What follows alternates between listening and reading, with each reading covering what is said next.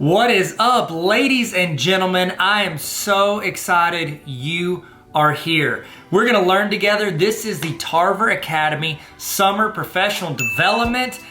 We're gonna learn. Learning's happening. It's going down today. We're about to get started. My name is Tyler. I run Tarver Academy. It's an online resource for teachers and students and educators, and it's a great community where people just get involved and learn and get better. And I throw resources to you guys, throw ideas around. It's just a lot of fun. Just a whole lot of fun, Tarver Academy. So if you need anything, I'm here. TarverAcademy.com has a ton of resources and things that you can go to check out. A little bit about me, just so you know, you don't think I'm just like, hey, here's a random YouTuber talking about, videos or whatever. My name's Tyler. I started out teaching high school math, and then I moved into a tech director / facilitator role. Then I was a principal of a school, 6th through 12th grade. 6th through 12th grade. Fun ages. That's good stuff, okay? Good stuff. Never any drama, 6th through 12th grade. No drama. And our school had waivers from the state, so we did a lot of online, we did a lot of blended, we did a lot of in-person learning, all the above. So we get to learn a lot, make some mistakes, do some stuff right, and try to learn from everything we did. Then after that, I went to central office, and I was director of curriculum instruction, and now I'm the dean of NLC College. And I'm so excited to be here, learning and growing with you guys. I'm also giving a little bit of time for people to jump in, get started, and we're about to go through some of the housekeeping stuff. We're gonna do a little check-in right now at the beginning, and then at the end of this video, at the end of this training, we're going to have a chance for you to get a certificate showing that you actually showed up and you did the learning, okay? I think that this training and the other trainings that you are gonna get the chance to be a part of this summer are gonna help you grow as an educator. And if you grow as an educator, all it does is help the students and the community that you live in. And so let's try our best to learn something, take something away from this that we can put in our repertoire and get better with. Okay, so the first thing I need you guys to do is I need us to check in, okay? And this check-in, what it does is it timestamps when you are here so that you might not need this later, but if your administrator or whoever comes back and they're like, how do I know you didn't just click to the end? This shows that you were here at the beginning. So you can scan the QR code that is on the screen if you have your cell phone. And on my phone with me, get your phone out. I'll use my wallet, Atlanta Braves wallet. Film that, you just hold your phone over that QR code that you see on the screen. You'll see something pop up at the top. Click that and it'll take you to where you can fill out that you were here. It's very short, very quick. I'm gonna give you a little bit of time to do that right now. Go ahead, scan the QR code, go to the website, check in, and when you do that, you will get an email. If you do not get an email immediately, this happened, I told you, I was a tech director for a long time, okay? I'd say a long time. I was a tech director long enough to know that if you don't get that email that you're filling out right now, it's because you typed your email address in wrong. That's exactly what happens. 19 times out of 19 and a half times, that's what happens. So go ahead and go to that. Remember, at the end of this session, there's gonna be another QR code that you're gonna scan that is going to give you the certification saying that you actually did the training. Both of these are time-stamped. So if your administrator or whoever's in charge of PD for your district wants to see that and be like, how do I know you did this? You've got your check-in email that is time-stamped by me, not by you. It's into a PDF or it's into that email. And then you will also have the timestamp on your certificate showing that you did this. Okay, so hopefully everybody is getting that done.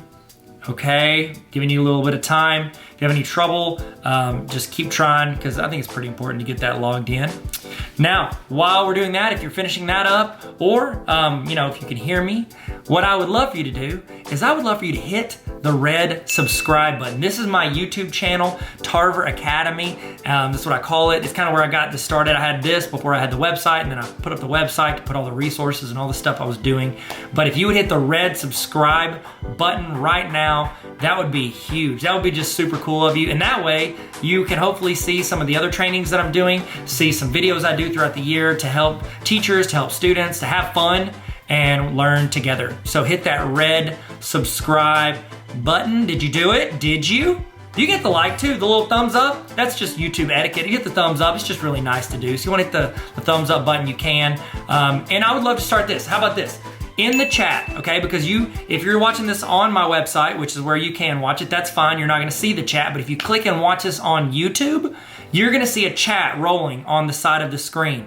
Start it off. I want you guys in the chat to say who you are, like give your name, tell us what you teach and where you teach, okay? If you're an administrator, you can say that I'm a principal, or you can say your central office, whatever you do.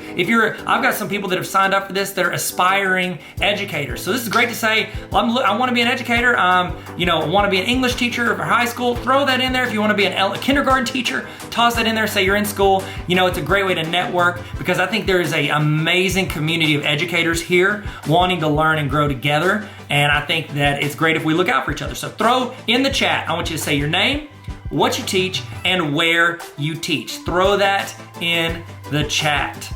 All right, man, we're doing good. We're doing good. It's our warm up. We're feeling good. We're stretching it out. It's always good to stretch before you stretch. I don't know, I heard some friends say that, so I say it from time to time. Okay, next thing. This is another little thing. I've got one right here. So I've written a couple books. I've done Superheroes Need Sleep Too. This is a children's book. It's like a nap time book, so you don't have to read that. But this one I think is super relevant for you. This is the Baller Teacher Playbook, and in it I have like practical advice. It's 18 chapters. So the idea is that you could do this like once a week with your team for a full semester, or every other week for a year, and try to improve your teaching every week. I'm not doing this to sell it to you. I'm doing this to say I'm giving some of these away all summer to people that are participating in this. So if you want a chance to win one of these, or I think I probably got some other educator books. If you're like, I don't really want your book, Tyler, I got a ton of educator books. I'll send them to you. All you got to do, follow me on Instagram at Tyler Tarver. Follow me at Tyler Tarver on Instagram, and I'm gonna be giving these out throughout the summer. You might be the person I give it to. So follow me on Instagram, and then throw something in your Instagram story if you want, just to increase your chances of me seeing it. So I'm just gonna be clicking through. I see people follow on Instagram. I'm gonna throw out stuff to them. So random people will get it. You might not, but you won't if you don't. So there we go. Y'all feeling good? Does everybody feel good? Everybody throw in the chat who they are, where they teach, what they teach.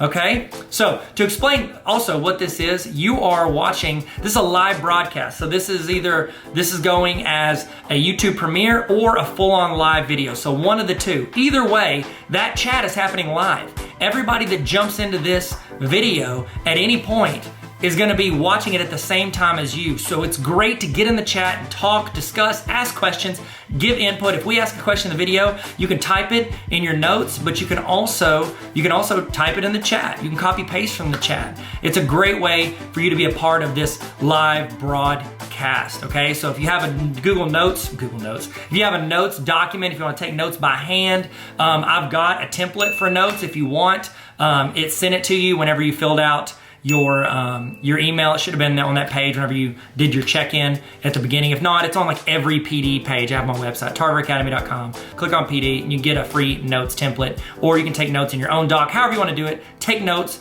write down stuff that's relevant to you, and copy paste stuff that people put in the chat. There's gonna be people in the chat that are way smarter than me. And so I'd love for you to copy paste that into the notes, and you can take that and make your teaching game elevate.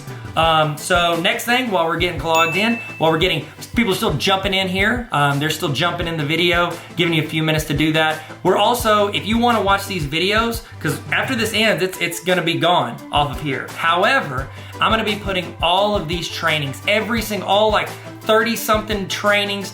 I think it's over like 120 hours worth of trainings. I'm putting all of that for people that join what I call the Tarver Academy Honor Roll. It's a small group of educators who are trying to get better every week, and I send out weekly emails during the school year to where you're getting templates, you're getting resources, back to school starter kits, you're getting templates for Google Forms, trainings, PDs, tons of stuff every single week delivered to your inbox. And also you have access to all of these trainings. That is available if you go to tarveracademy.com/honor roll if you want to. I think it's a great decision. It's a great decision. Nobody's in here. Who am I talking to? I'm not talking to anybody. Okay, y'all feel good? Y'all ready to start? Y'all feel good? This is a little warm up. We'll explain what's going on. Everybody feel good? 1 to 10. Put in the chat how you feel today. Or give me this, how about this? Give me an emoji of how you're feeling today. That'd be better, 1 to 10, or give me an emoji. I'd love to see it. Or just give me a word. You're like, I don't want to do an emoji. Give me a word. How you feeling today? And let's get rolling. Remember, input in the chat, take notes, learn, grow. Welcome to the best professional development that you're gonna do. Not guaranteed, but it's an opinion, but it's also true, but it might be biased, but it's gonna be a great summer. It's gonna be a great training. Hope you guys learn something. Hope this adds you value that you can then bring to your students and make your school, your community, yourself better in some way. Guys, we're about to get started. Y'all excited? Y'all ready? About to do this. Let's get ready to learn and have fun. Tarver Academy. Let's go. Let's go. Hit it. Let's go. Hey, what's up everybody? Tyler here. I'm so excited you're joining us today with the Google Innovator Showcase. And so what this is, what the idea behind today's session is that you get the chance to not only see my Google Innovator project, but you get the chance to hear from a ton of my friends who have made some incredible projects. They're gonna walk through theirs, why they made it, how to access it, and what you can do to utilize their resources. And so I think it's gonna be an incredible journey. And if you don't know much about Google Innovator, I've got some friends that are going to explain it, but I wanna kind of give you a quick overview before they go into it. We're gonna talk a lot about Google Innovator, and we're gonna talk about Google Trainer. And so those are two certifications that Google has, and let me explain them. So Google Innovator, it's where they have like usually about 4 cohorts a year in different locations around the world. And people apply by submitting a project that they want to work on. They submit a project of something they want to do in education that possibly Google can help with, or Google products can help with. And then if they're accepted, they get the chance to go to one of these locations and build out their project as they go. And then they have this, like throughout the year, they have a mentor that walks them through it, and they're building out this project over the year, and then they submit it and they do a showcase where they get to do it. And I wanted to feature the showcase for you guys, give you some ideas, and hopefully encourage you to apply as a Google certified innovator. Now, we're also gonna talk a little bit today about Google certified trainers. Trainers a little different. That is where you show that you are training people in Google. You submit a short video with instructions, like you're instructing someone how to do something with Google, and then you show some of your credentials of things you've done to, advance some of the Google products within your organization or your area or online.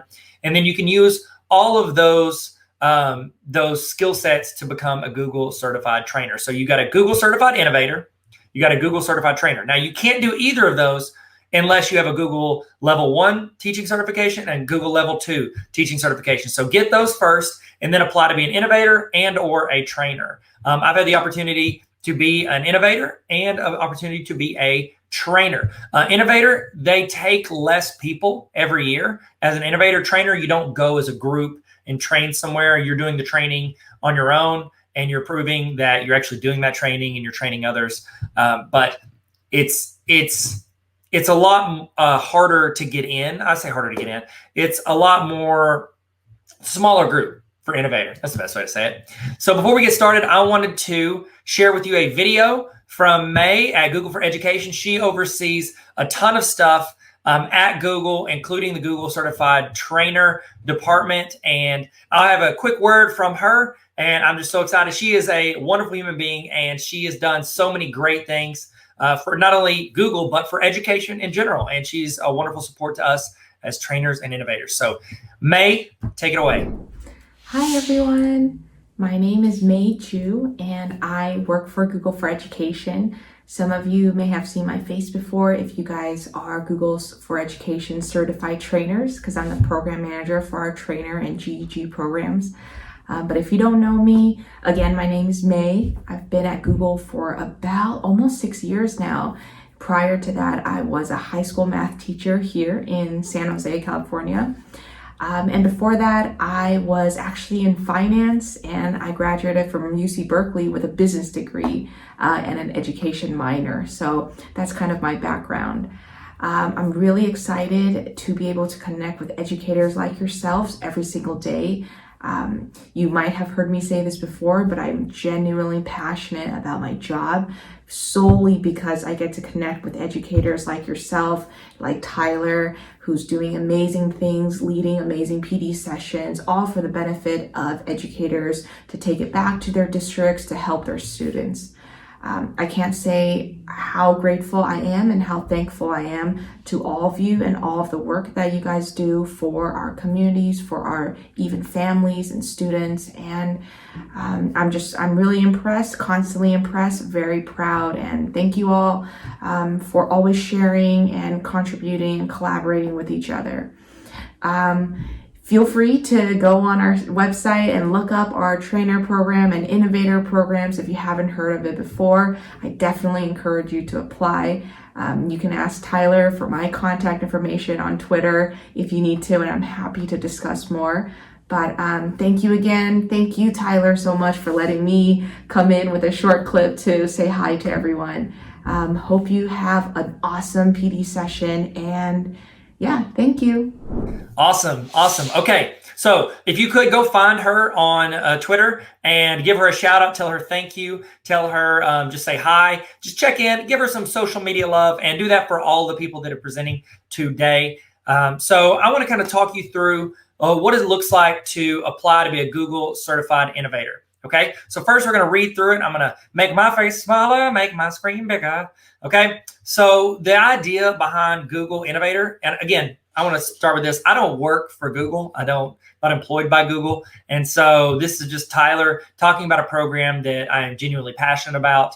And so I wanted you guys to see it. So transforming education with a project that you're passionate about as a certified innovator. Okay, this is really a global community. After you get out, you go into this group. They have messages with your cohort, like in some Google chats. And then you also have like a larger like Google group where you're communicating, throwing out resources, tips, asking for help. You get a lot of opportunities to grow with some of the best educators in the world. And the idea behind an innovator project is that you have a problem and you want to try to solve it. And, I applied 2 times at the same time. So I made 2 videos and applied twice and I didn't get in. Okay. I was not successful. And then I applied again and I was able to get into the program. And I'm going to show you each of those application videos, and I'm going to kind of talk through why I think my third video was more successful than the other ones.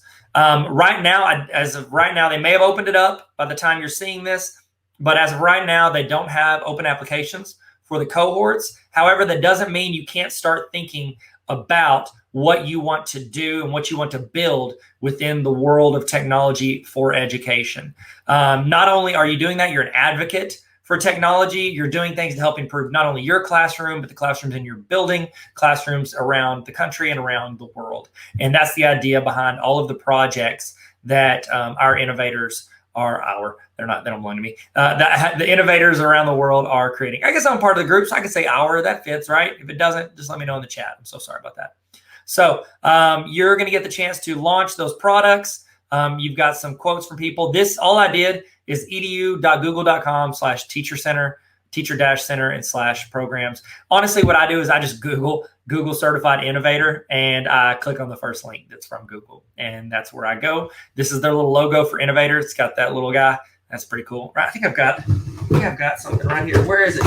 Come on. Do I have it? No, I've got like a little patch. Because like whenever you get in, a lot of people, by the way, I don't know where they sent the memo out for this or what, but a lot of people brought stickers and somebody had patches, and I've got a sticker on my laptop. I can't use it because I'm using it for this. But actually afterwards, which stinks because I would have done this afterwards, one of my best friends, he heard that I got in to Innovator, and so he knows I love shoes. So he made some Jordan 1s with the Innovator logo at the time. I think, it's still the top of it. So Innovator logo. Oh, you can't see it because there we go. This is so important. We need to make this full screen. Look at that.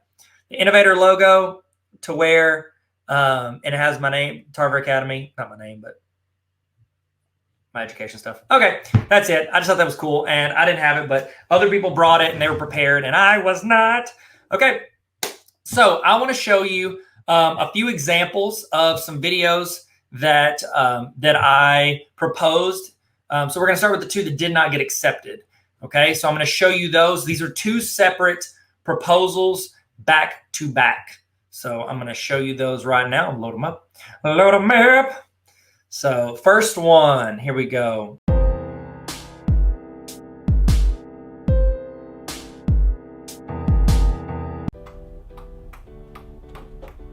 Oh, hi. What's up? It's me, Tyler. You might know me from being a Google certified trainer and YouTube videos. And also this one time, I may have seen you at Taco Bell. You never know. But enough about me. Let's talk about how we can change education, shall we? Here's the deal. Too often, teachers are having to spend their time looking for good curriculum, good videos, things that they can use in their classroom for their students. So what I'm proposing is that we organize this for them. This will not only save them money because they're spending all this money on an LMS, a learning management system. They've got Google. Google has everything like YouTube, Drive, Sheets, Forms, Docs, Slides, whatever. It's got everything they need in their classrooms. It's not cheap to buy this curriculum that you don't really have a lot of options in changing. Or you can save the money and build the curriculum yourself, but then you're having to spend your time not getting to know your students, build rapport, and learn how they learn. You're having to spend it on getting and finding good quality instruction. So here's my idea. So we give the teachers the initial information to give the students, the resources to review where they're walking around helping them, and the third one is they're getting assessed on the information. And we give them everything. It's there. They have it, they make a copy, and they can adjust it to fit them as a teacher. It seems pretty simple, but nobody's doing it for free. So let's do it for free, because we're Google. We like to help teachers, we like to help students.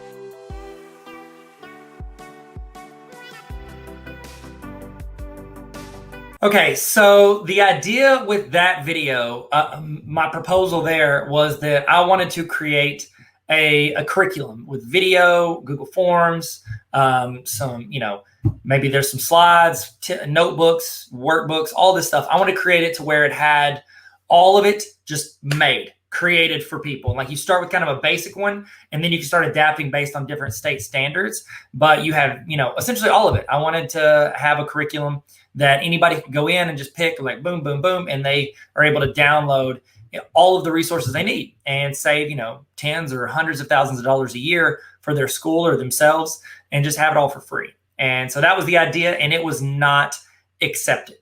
Okay, now I'm going to show you my second one. This is the second video I did. This one was a little more elaborate, but I submitted both at the same time, and this one was not accepted either. So let's take a gander at that.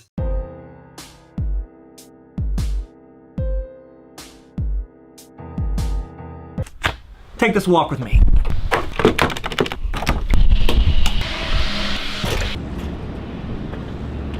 We gotta hurry. I'm running out of time. Come on.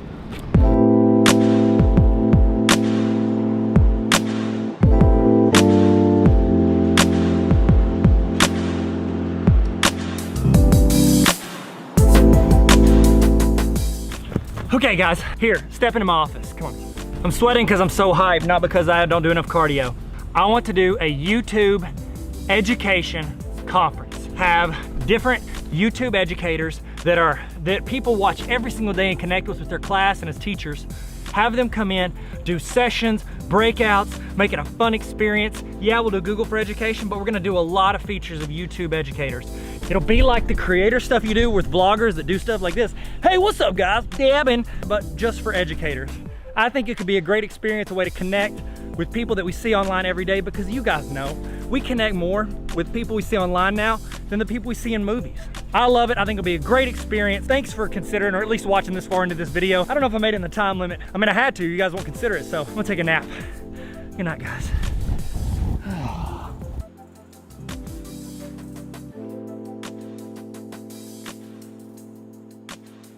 Okay, so that one, the idea was that you create a conference, and this is pre-pandemic. It was a conference where you would get a bunch of YouTube educators, have them come in, and they would give their thoughts on education, learning, digital, connecting with students through screens, which would have come in handy during the pandemic. All of that, how they build community among their students that aren't even in their real class, that are just students on the internet. So that was the idea for that one, and it was not accepted either. Okay, so now I want to take a moment to watch the video that actually got accepted.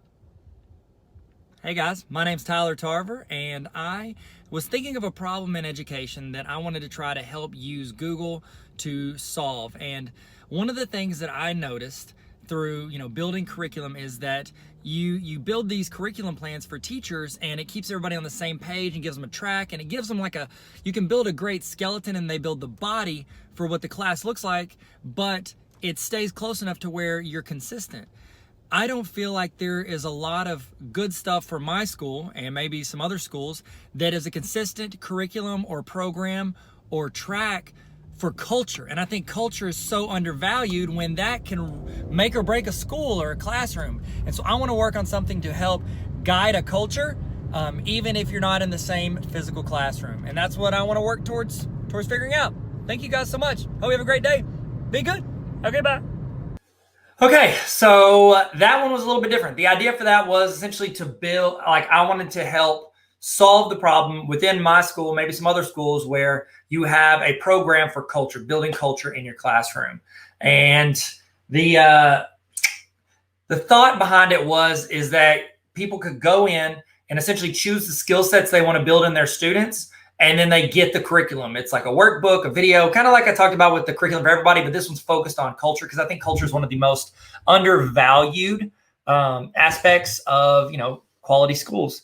And so that was the thought behind that one. And in the back of my head, I had some stuff that I had done through my keynotes that I do on being a baller teacher, and it ended up being a book. Here it is. There's only 400 of them in here. I ended up writing a book. I'll probably tell you about it later. I always do. But I think it can help in the classroom. It's about empowering students, young learners. It's about engaging students and creating a culture that you want to be a part of and your students want to be a part of in your classroom. And so that's what it ended being, even though my final project did not look like that, which I'm going to show you in a minute. So let's talk about why I think that my original two did not get chosen and why my last one did get chosen. And through talking to other people who were accepted in the Innovator program, I think that there's a good chance that this is the correct answer on why. And I don't work for Google. I don't know. They didn't tell me this. I'm just giving my thoughts. In the first two videos, okay? So the first video is I want to create a curriculum for everybody where they can have it. The second one was I want to create a YouTube conference, for YouTube education conference. So those are the two ideas. Third one was I said, hey, there's a lot of schools that need help organizing and, promoting and talking about positive culture. The difference is the first two, I had the solution to the problem. In the last one, I didn't. I had the problem. And that's what I've heard is the most successful when you're submitting your application to the Innovator Academy or Google Certified Innovator program. Have the problem, and you're going to figure out at the Innovator, I'm just going to keep calling it Academy. I don't know what it's called, but at the Innovator Academy, that's where you're going to figure it out. That's where you're going to try to solve it using the help of other people, the help of your mentors, people at your table, and people from Google. Okay. So they're going to try to help you with it. Don't have the solution when you submit your project. Have the problem that you think needs to be solved and that you think some sort of technology could solve. And here's the deal. You saw all three of those videos. The first one was a little bit, I edited, I shot it with my camera that you're watching this on right now. It's like my good camera. Shot it, edited it, and then uploaded it. The second video, there's a lot of editing. There was a drone, there was running, there was sweating. There was a lot of stuff that went into that second video, the YouTube conference one. And it was a lot of work and it didn't get accepted. And I was like, oh, I thought that was a pretty neat video. I was like, one of my better videos, and it didn't get accepted. It's not about how cool the video is. It's about the idea. It's about the problem that you are trying to solve. And they don't want you to have an answer for it. The third video, I'm going to be straight honest with you guys. That video, I was driving home from work and I realized as I was driving home, I was like, oh my goodness, that Innovator application is due tonight. It was due that night. I hadn't done any of it. And so I was like, oh my goodness, what's the thing that I want to solve? And I've been kind of thinking this in the back of my brain, this culture thing that I wanted to help with. And so I was sitting in traffic and I was at a stoplight and I recorded that video on my phone. I literally just propped my phone up next to the window, looked at the camera, not at myself, looked at the camera, and I recorded it. And then on my way home, I had the questions and I would just talk into Google Docs and I would answer the questions. And then we had dinner. I couldn't like just work on it at home only. It's and I was safe, I promise. We were going on a double date with some of our friends, and so I wasn't going to have time to do that night. So I just did that through Google Docs, copy pasted it over, hit submit like with like a few minutes left, and that was my application. And it was accepted, and it was a lot less. I say it was less work. It was less finalized in my brain. And I think that's the trick when you're submitting your project. And here's the deal. My final project, as you're going to see, did not end up looking like that. And so this makes me want to talk about a concept that they have at Google, and they talked about this with us. It's called the fail bail. We have these circular tables, and we're groups of 6. Okay. So it's 42 of us. So it's 7 groups of 6. And we're all in these groups, and each table has a mentor that's sitting at the table as well. And that's somebody that's already been through the program that's helping guide our table. And we were working through our projects, and each table had a bell on it. And one of the things that Google talks about a lot, or talked about at this, was they have a ton of programs that have failed. They've got stuff. Google Glass. I'm not wearing them. You're not wearing them. Google Glass didn't work. What was it? What was the thing? It's supposed to replace Facebook? Google Plus. Remember Google Plus? Yeah, rest in peace, Google Plus. It's gone. They've got a ton of stuff that they started that didn't work out. But we don't think of Google as a failure. The search engine, YouTube, Drive, Doc Sheets, Slides, Forms, all of that, it's successful. And we think of them as success because they want to have a culture of failure, but not just failure and quitting, failure and learning and making it better. Okay. So what we would do at our table when we're working on our projects, if we realize, hey, this has already been done, or this isn't necessary, or I need to pivot my project. I'm sorry, that's from what Nate in the chat. What is that from? Pivot. If you realize at your table that you needed to change your project, then what you would do is you would have to go in and you would ring that bell that's on your table, and everyone would start cheering because we wanted to celebrate that you had a failure that you learned from and you're growing from. And I think that's a cool mentality. It's something I incorporate into a lot of my talks I do for teachers is we have to have the freedom to fail. And as long as we know that failure isn't final, that we can learn and grow from that, it's always going to make us better as long as we learn and grow from it. And I think that was a really cool aspect of something I got the chance to experience firsthand from a pretty cool company, AKA Google. Okay. So are you guys ready? Do you want to see what my actual project ended up being besides like a book? That this wasn't part of it, but I did make this book because of what I wanted to help educators with. So let's go ahead and do this. And you can actually, my project is one that you can go in and actually use and put to use and use it for yourself, your fellow teachers, or your students. Okay, so you just go to tarveracademy.com. I'm going to make myself smaller. Make myself smaller, make my screen bigger.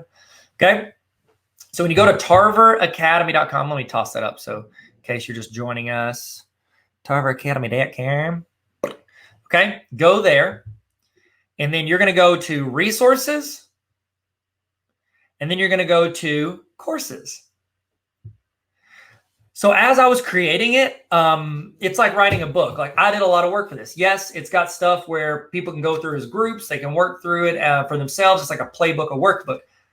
But I wrote this myself, and the completion of this depended on me writing and then, putting it out there. Obviously, I had a guy that edited it, but getting it done was on me. And I thought, okay, that's fine. But I think it would be more advantageous if I could create something that anybody could be a part of and build and create. And so, because here's my thing, we've talked about it before, like when you're a student, you learn because you hear and you have to like do and work. But when you become a teacher, you learn so much more. And so what I was thinking was, instead of me saying, hey, here's how you should change the culture in your classroom, what if I allowed and built the mechanism for other educators or students to go in and be the expert? We're all experts of something. In the chat, write down something in the chat that you feel like you are above average on, okay? Like you're exceeding expectations. You know a little bit more. I'm not saying you're an expert, I'm not saying you're a genius. I'm saying you're a little bit better on. I'm pretty decent at social media. I think I'm pretty okay at, I don't know, I just said social media, doing podcasts, doing YouTube videos. I feel like I'm not perfect, but I'm just like a little bit like I've got the experience to kind of elevate me a little bit. There's something you have experience of that you can be better at than most people. Hopefully you've all seen Tarver Academy. I'm going to take this off so you have more room to see. Okay. So what I decided to do was I wanted to build a course generator where other educators or their students could build courses. So right here, I've got, on the left side, this is where I've put courses that either I created or my students or other teachers have created. So like right here, this is a YouTube 101 course, and I created it. And what it is, it's in this Google Doc. And the idea is that you can go in and teach your students or your staff or teachers or yourself how to use YouTube. And so you would go in, there's like an introduction, and I have all this. Like I've got a video, supplementary video for it. You would go in like a welcome video. I've got a personal application question. I've got a discussion question. So the idea would be that you could go in as an instructor and you could take this video and you could paste it in Google Classroom. You could put this as the application. So this is the assignment. And then you make a group discussion based off of it with this. So you're creating not only one individual student creating their assignment, but you have them creating the discussion. So that's the idea. Like it's how I would want to do a lesson every day. You have the resource, which is either a video or a document or whatever it is. So you get the description, the resource, the personal application, that's like the assignment for the student, and then the discussion question. That's how they collaborate with their classmates. And so this is the course. I've created the template for a course that somebody could go through every day with their students. Now, I also, when I was teaching one of our college classes at the college I work for, I actually had my students go in and use this we were doing intro to computers, and the students actually had to go in and create courses through this system, through this program. And that's kind of how I like beta tested it, was with my own students, which is the best way, right, to try it, is with your own students in your own class. And so my students went in and created several courses, and these docs should, like Google for communication and collaboration. Nope, that goes to a YouTube video. That's not what we want. Go to, let's see, these are all, nope, here it is. Here's another one, digital citizenship course. So my class actually made this one together. And so they went in and they created this class, digital citizenship. They used some of my videos. They used some of Google stuff. They created questions. They added other resources. Actually, and then look, it filled in, created by NLCC students. So they're going in and they're creating that entire doc. And all the docs look similar. And it's not like I just gave them the doc template and they did it. Part of what I did was, and again, I was going to go in and create the template for culture. And then I was talking to my mentor, Chris, and he was like, bro, I think the system you built to make the course, that's your project. And so I rang the fail bell and I pivoted from, here's a course on culture, which again, ended up being this. And then the actual project I submitted was becoming a course creator. And so what I did, you can check it. Here are some of the community courses. Oh, I went to the left side. That's YouTube videos I made. On the right side, these are all courses that students or educators created that you can use. So you could use this for lessons for your class. You could also go in and create your own. So what they would do is they would go in and fill out this form. And I'm going to go ahead and do Tyler at tarveracademy.com. And I made these videos where instead of them having to think like, oh, what do I do here for this part? You know about for other people. You call it course, you call it lesson plan. This is me talking through how to be a course creator. And so I made a video saying, this is what you're doing. This is the project. And then they put their name. I'm going to put Taylor Travers. It's not my name, but it's funny to say. Your social media link. To Instagram.com/Tyler Tarver. Follow me on Instagram. What's up? Holla at your boy. Hit next. Now, what you would do is you would go in and create the course. This is where you would create the title of the course. We call it YouTube 101. Big question, how do I use YouTube? Course description, blah, about you, blah, social media account, blah. Okay, you would actually put these in here. And then they could watch. What they're going to do is they're going to build out each of the sections. And so it's like essentially guiding your students or you through how to build out this. And so you want good personal application questions and you want good discussion questions. So I made videos walking people through You're wanting to how to make a personal application question. And then they ask the personal application for the whole course, the question, and then they have to do at least 3 modules to create this course. They can do up to 10, at least 3. Okay. And so when they do hit submit, what they do is they get this all filled into that doc template that I created. And it'll email it directly to them. It goes into a library where other people can get them. And so like right here, this is a link to the library that everyone's course goes into. So any students, teachers, anybody that creates a course, it automatically goes into this course library. And so it's got the name of the course and who created it. So that's the idea. So anybody could go in here, how to be a runner using the Nike Run Club app. This was created by Sammy, and she can now add to a library of things that people can go in and learn and use as a course. So that's the idea for mine. If you want that, tarveracademy.com, and then you just go click under resources and go to courses. So, and I'll have that linked on the page for this. So if you want it, you can take it. So that was my project. And that was the one that I did to try to help education, was to create a template for somebody to create a course. And, you know, I think that's super popular right now on the internet is, creating master classes out of what you know about. You'd see those ads on Instagram all the time. It's like, oh, this is a course from Steph Curry on how to shoot a basketball, or a course from Scorsese on how to do a video. So that's the idea for that. And that was my Innovator project. Okay. So I think we got a fun day ahead of us. We've a fun session, and I'm going to let you hear from each of my friends, and I'm actually just going to let them roll one after the other. And you're going to get the chance to see all of their projects and what they've created. And hopefully it inspires you. What I would recommend is in your notes page or your Google Doc, start brainstorming what you want to do. Use their ideas and my idea, and use that as a starter pack to create your own. Okay. Start thinking of like, what's the problem I want to solve? And then whenever the cohorts open up, you can apply to be an innovator. And so, and maybe they'll accept me as a mentor, and I'll get to be, how cool would that be? Is if you watch this and inspires you, you get accepted, and I get to be your mentor. How dope would that be? I think that'd be pretty cool. Okay, so hope you guys like that. And we're going to probably do a little break, and then we're going to jump into everyone's projects. Make sure you check them out. Hit them up on social media. Give them some love for taking some time to be a part of this and share their project that they spent hours working on.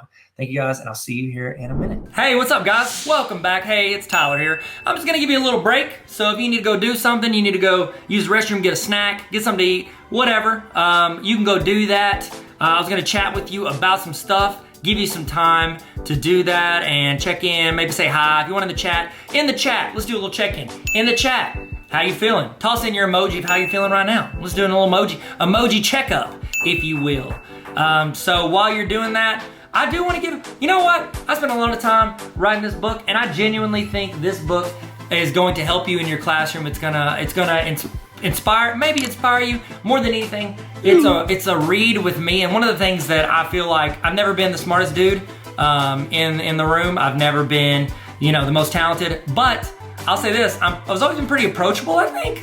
I've been approachable, and I think what this is, I've tried to be as relatable as possible. I'm talking about my experiences, things I've run into in the classroom, what I've learned as a teacher and as an administrator and as a student, what I learned. And so this is the Baller Teacher Playbook.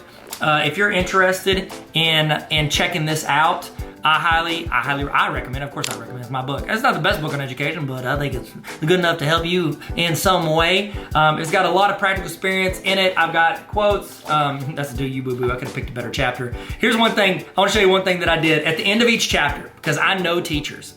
Okay, I put in practical application, I put in reflection, because we know reflection is important, even though we never have time to do it. But it's got spots for you to write that in. So this is something you can work on by yourself or with your team.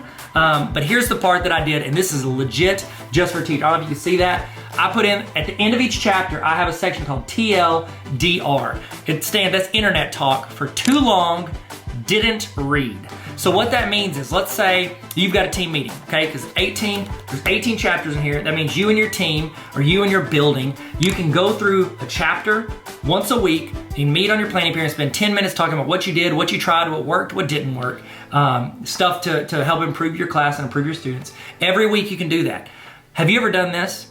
In the chat, be honest, you ready?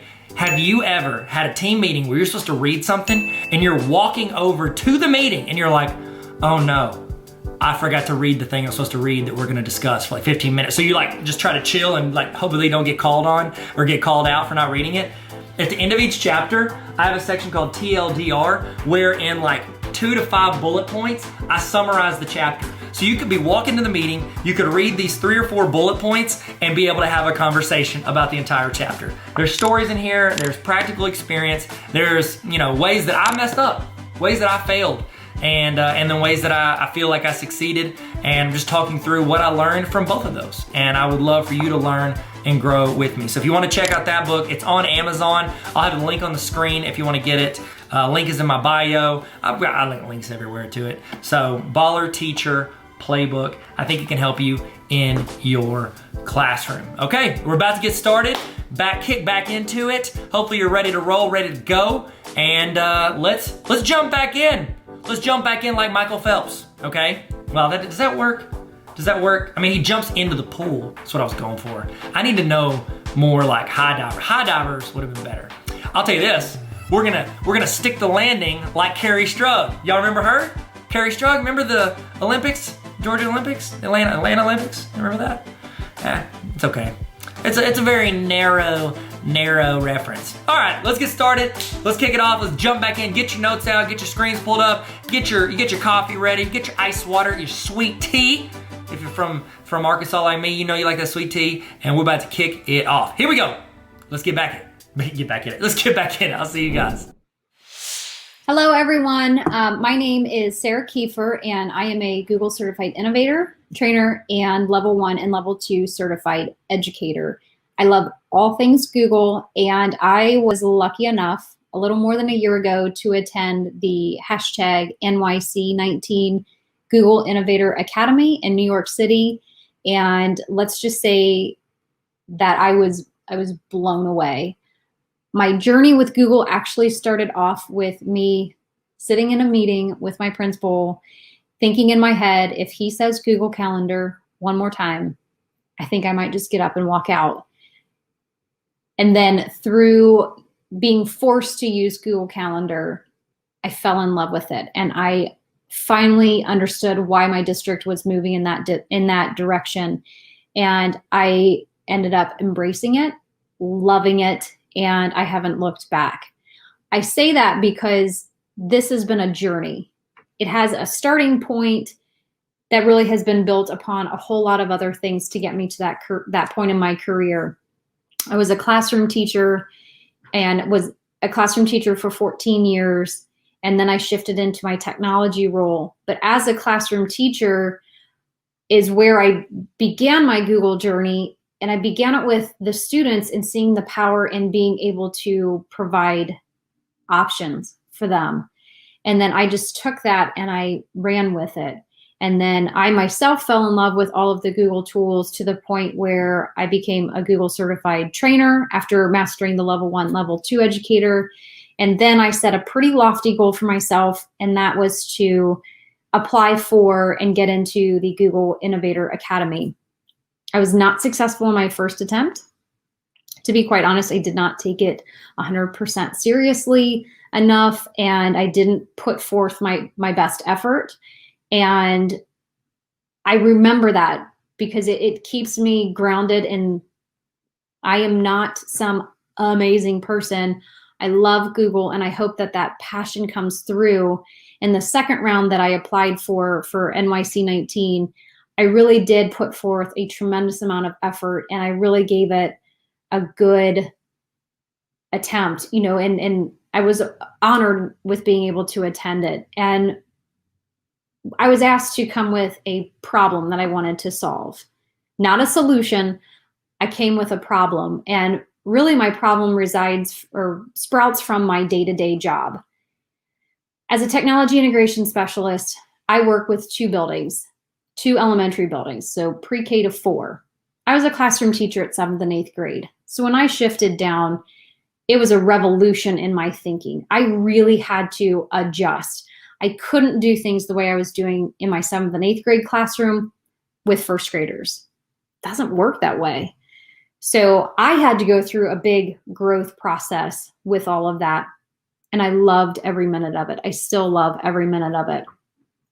But what I started realizing was with 2 buildings to support, I can't do it all as much as I want to.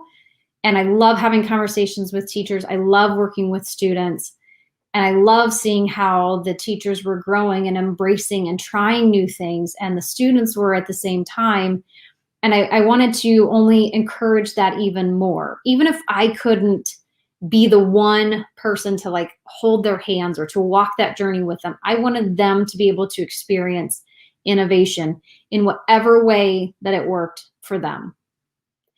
Maybe I was a part of that journey, maybe I wasn't. And I was hoping that with coming up with something that I could share with my teachers, with you, with everyone, that you can see that you can do and you can be innovative.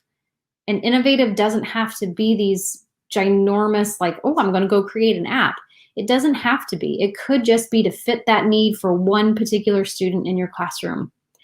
And when you do that and you make that happen for that one particular kid, it's such a good feeling. And it's that feeling that gets you going, and then you do another project. Or maybe you don't. So my whole Innovator project that I'd like to share with you today is, I've dubbed it Innovation You Can Do.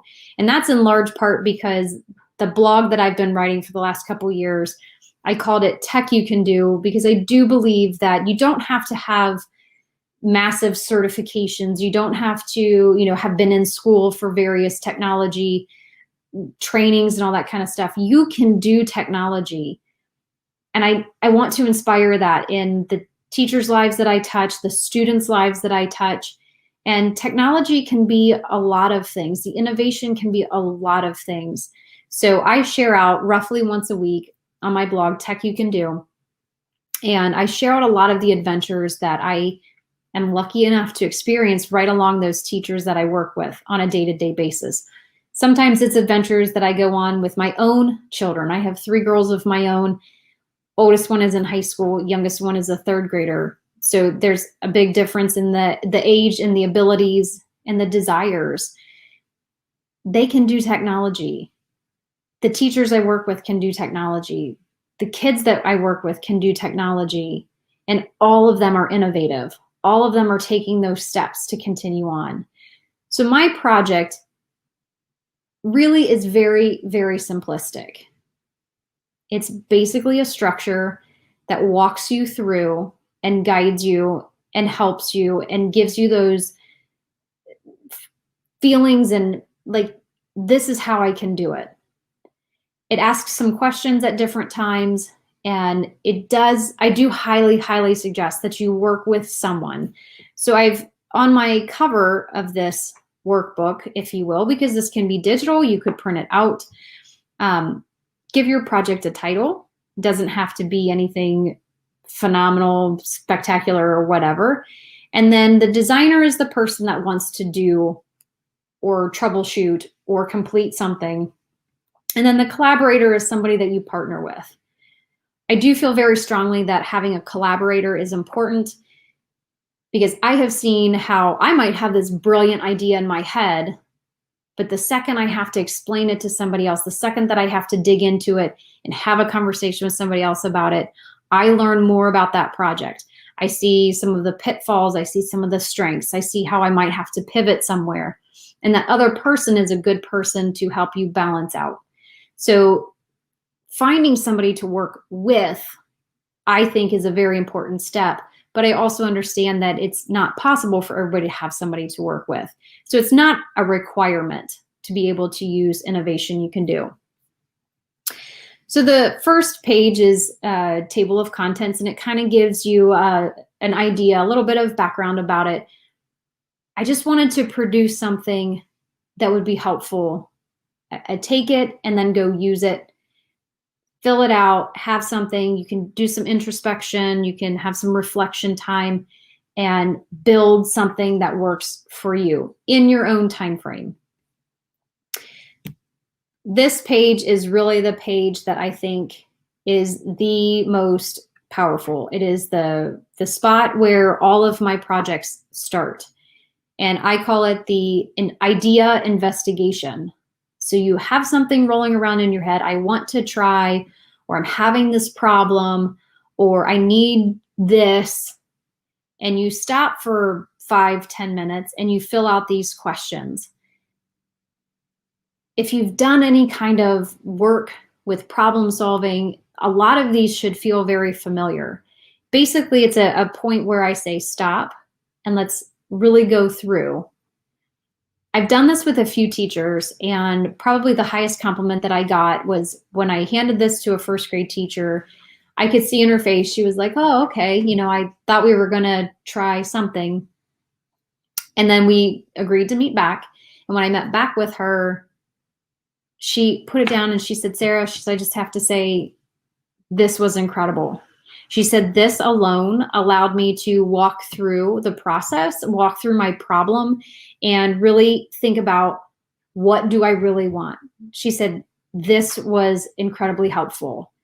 That made me feel so good, because I feel like this structure right here is really the foundation. Now, I've even just stopped at this point after I've done the idea investigation and kind of went, okay, like I know what I need to do. Or I've used this and I've talked to my collaborator, my support person, and we know where we need to go with it. But sometimes your idea, your process is going to take a little bit more. So I've also created a project timeline page to where filling this out, nothing that has to be real super hard and tight, but it's a possibility. A lot of times, I want to have this created by March because we have to do, or I want this created by next school year because of this reason. So this timeline kind of helps you lay it out so you can kind of hit some points along the way.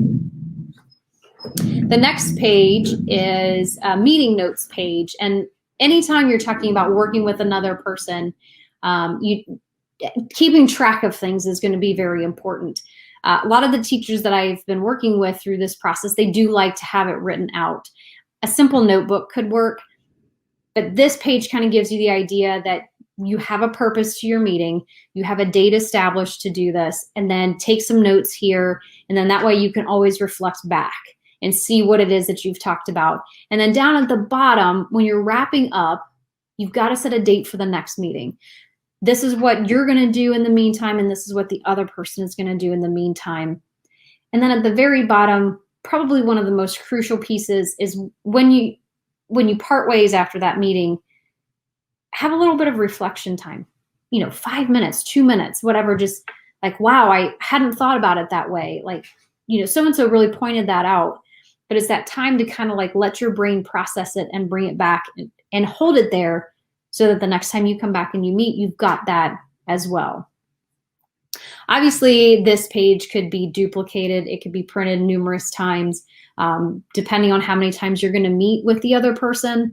And then this last one is the launch reflection. So every project should have some sort of like, we're ready to do it, ready to put it out there. But most of our projects are not going to just be a one and done and I've got it out there. You're probably going to have to do some reiteration on it, maybe keep it up to date, maybe adjust it because you've got a new group of students, or it's a new school year, or you've switched grades and you need to use it with a different grade level. So the reflection is a great place for you to, again, stop. I've put it out there. People have either used it or they've not, or they've given you this feedback, and how do you want to change it? Do you change it? Is this a one and done? And you just wipe your hands and you move on with your life. But this is a great place to kind of just bring everything back and kind of put it to an end. And then finally, the last piece is truly inspired by my curriculum director, who throughout the handful of years that I have known her, one of the last things she always says to us is, What's next? We've done A, B, and C. Now what? Where do we go with this? Okay, we've tackled this. What's next? And maybe what's next is I take a 2-month vacation because it's summertime. Maybe what's next is, oh, I was inspired to come up with these 3 other plans. Or maybe what's next is I want to share this with my friend who lives in a different city. But that future planning, that thinking about, and maybe it takes you from this project to another project. It really is just, what can you do now? And innovation, again, doesn't have to be that you've come up with a cure for something. Innovation simply could be that you solved a problem for yourself, for a student, a fellow teacher, whatever you need. And we as teachers carry so much of that on our shoulders on a day-to-day basis. And a lot of times we just don't know how to take that next step. And that is truly where I hope my project, Innovation You Can Do, comes in and gives you a spot. Maybe it's not something you can work on today or this week, but maybe it's something you could tackle in a month. But you have that idea now, and you have these questions, and you don't know who to talk to, but you can capture all of it. And then when you're ready, here's your framework, here's your structure, and then you can move forward with it. So I hope that if you're interested, and you do take advantage of this, I would love to know how things work out. Like I said, this is meant to be it could be working for a very long and in-depth project, or you take this one, print it out, and you use it for a very short-term one-off. Don't be afraid. Use it to how it fits you, your project, your idea. Use it to how it works best for you. Because innovation is something that you can do. Hello, my name is Frederick Ballou, and I'm a Google for Education certified innovator. Let's go all the way back to the beginning and see where it all started. Greetings, Google Innovator Academy. My name is Frederick Ballou, and I'm a music specialist that has been teaching beginner band in Bloomington, Minnesota since 1998. What do Joseph Bologna Chevalier de Saint-Georges, Florence B. Price, and Gabriela Mistral have in common? They're important composers and authors that are not nearly as well known as they should be, despite their important contributions to music and literature. Joseph Bologna was a contemporary of Wolfgang Amadeus Mozart, Florence B. Price was a contemporary of Igor Stravinsky, and Gabriela Mistral was a contemporary of T.S. Eliot. In my school district, only 48.8% of students are white, and in one elementary school that percentage is less than 20. With just over 48% of our population identifying as female, representation matters. What Google Arts and Culture has done for visual artists is amazing. I want to create something that makes finding music and literature that represents our diverse classrooms easier for our educators. I hope the answer to this challenging question can be found with the help of like-minded inclusive educators at the Google Innovator Academy. Thank you. I then was accepted and went to the Academy. It happened in New York. It was labeled NYC 19. That's a thing we're supposed to chant. And we did. We chanted it a whole bunch, and I learned all about the design process and design thinking. From there, I needed to find out what other educators were doing and using in order to properly represent the cultures that are represented in their classroom, because representation matters. So I used a Google form. The Google form I chose to use, I tried to make as simple as possible, where I asked the experts to tell me what they were using to represent the classrooms, the cultures of their classrooms, by just providing the site that they're using, tell me if it's for literature, music, or both, and then give a brief description of how it represents a culture, specifically the race, ethnicity, language, religion, socioeconomic status, LGBTQ plus, or gender identity, how this resource helped represent the cultures in their classroom. And then if they wanted to be credited, they could give their answer there. I thought that this was a pretty straightforward form and pretty easy to fill out, and it was. And then COVID happened. it became pretty clear at this point that most educators already had too much on their plate. So some of the resources I'd received from other educators, but a lot of the resources I ended up sourcing myself. Luckily, just before everything shut down, I had attended a music educators conference in which someone presented pretty much exactly what I was looking for. And I was able to get a ton of music resources from them. And then through the Innovator program, I was able to get in touch with different educators who were able to provide me with some different literature resources. So this was a really wonderful opportunity in order for me to put my website together. And here's the website, titled Cultural Representation in Music and Literature. The landing page kind of explains the why. And then, as you navigate around the site, you can find resources for music. At this point, you'll see right here where I sourced most of my information is from an MMEA session in 2020 presented by Brian Lucasen and Nora Tycast from Spring Lake Park High School in Minnesota, titled Quality Repertoire is Diverse. And it gives the website here from their resources, but I collected them here as resources for music and also added a few that I found on my own. But these are all places that educators have come in order to find music that represents the students in their class. The same thing can be found here, resources for literature. This is a great place where you can find different literature that will help to represent the students that are in your class. I've found that many educators have been coming here in order to represent the students in their class.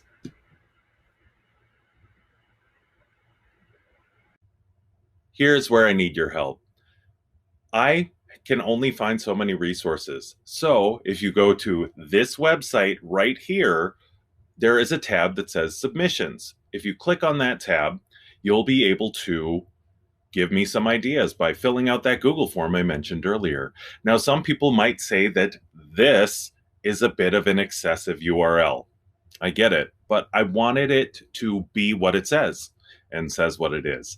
So the website, seen here, is a bit excessive. I get it. That's why I've created this bit.ly. If you go to this bit.ly right here, it'll bring you to the same site. But either way, come right to here and you'll be able to find all these resources I've created from the Google Innovator project. And I hope this helps. Have a good one. Hey everyone, this is Michael Drezik, and I just wanted to share with you my Google Innovator project around educator burnout. Now, the idea behind it is using this as a tool to help beat educator burnout, but this alone won't do the trick. But let's talk about burnout a little bit deeper, and let's look into see what I have here that might be able to help you. So the idea here is that we can uncover it, discover what the issues are, and then recover from it. So just to give you a background, this is who I am. I'm a district tech integrator at Lakeshore CSD. I'm in my 17th year of education. I was a math teacher for 10 years, team leader during that time at our middle school. And now I'm in my 7th year as an instructional coach doing tech integration. So these are some of the things that I'm passionate about. I'm a Google certified educator, innovator, trainer, MIE expert and trainer, Digit Kids author on digital citizenship, part of the Global Maker Day and Global Ed Student Chat teams. So this is a challenge, right? It can happen to anyone, anytime. It looks different to everybody, but I do believe that it is possible that we can stamp out burnout, but we got to stay ahead of it. And that is the challenge. But the reality is that we tend to put others first. We definitely are juggling too much, right? We wear too many hats. We think busy is normal. We sometimes forget our why when we get caught up in the grind of this. And this is hard work. I mean, we're working with growing humans, probably one of the more challenging professions out there.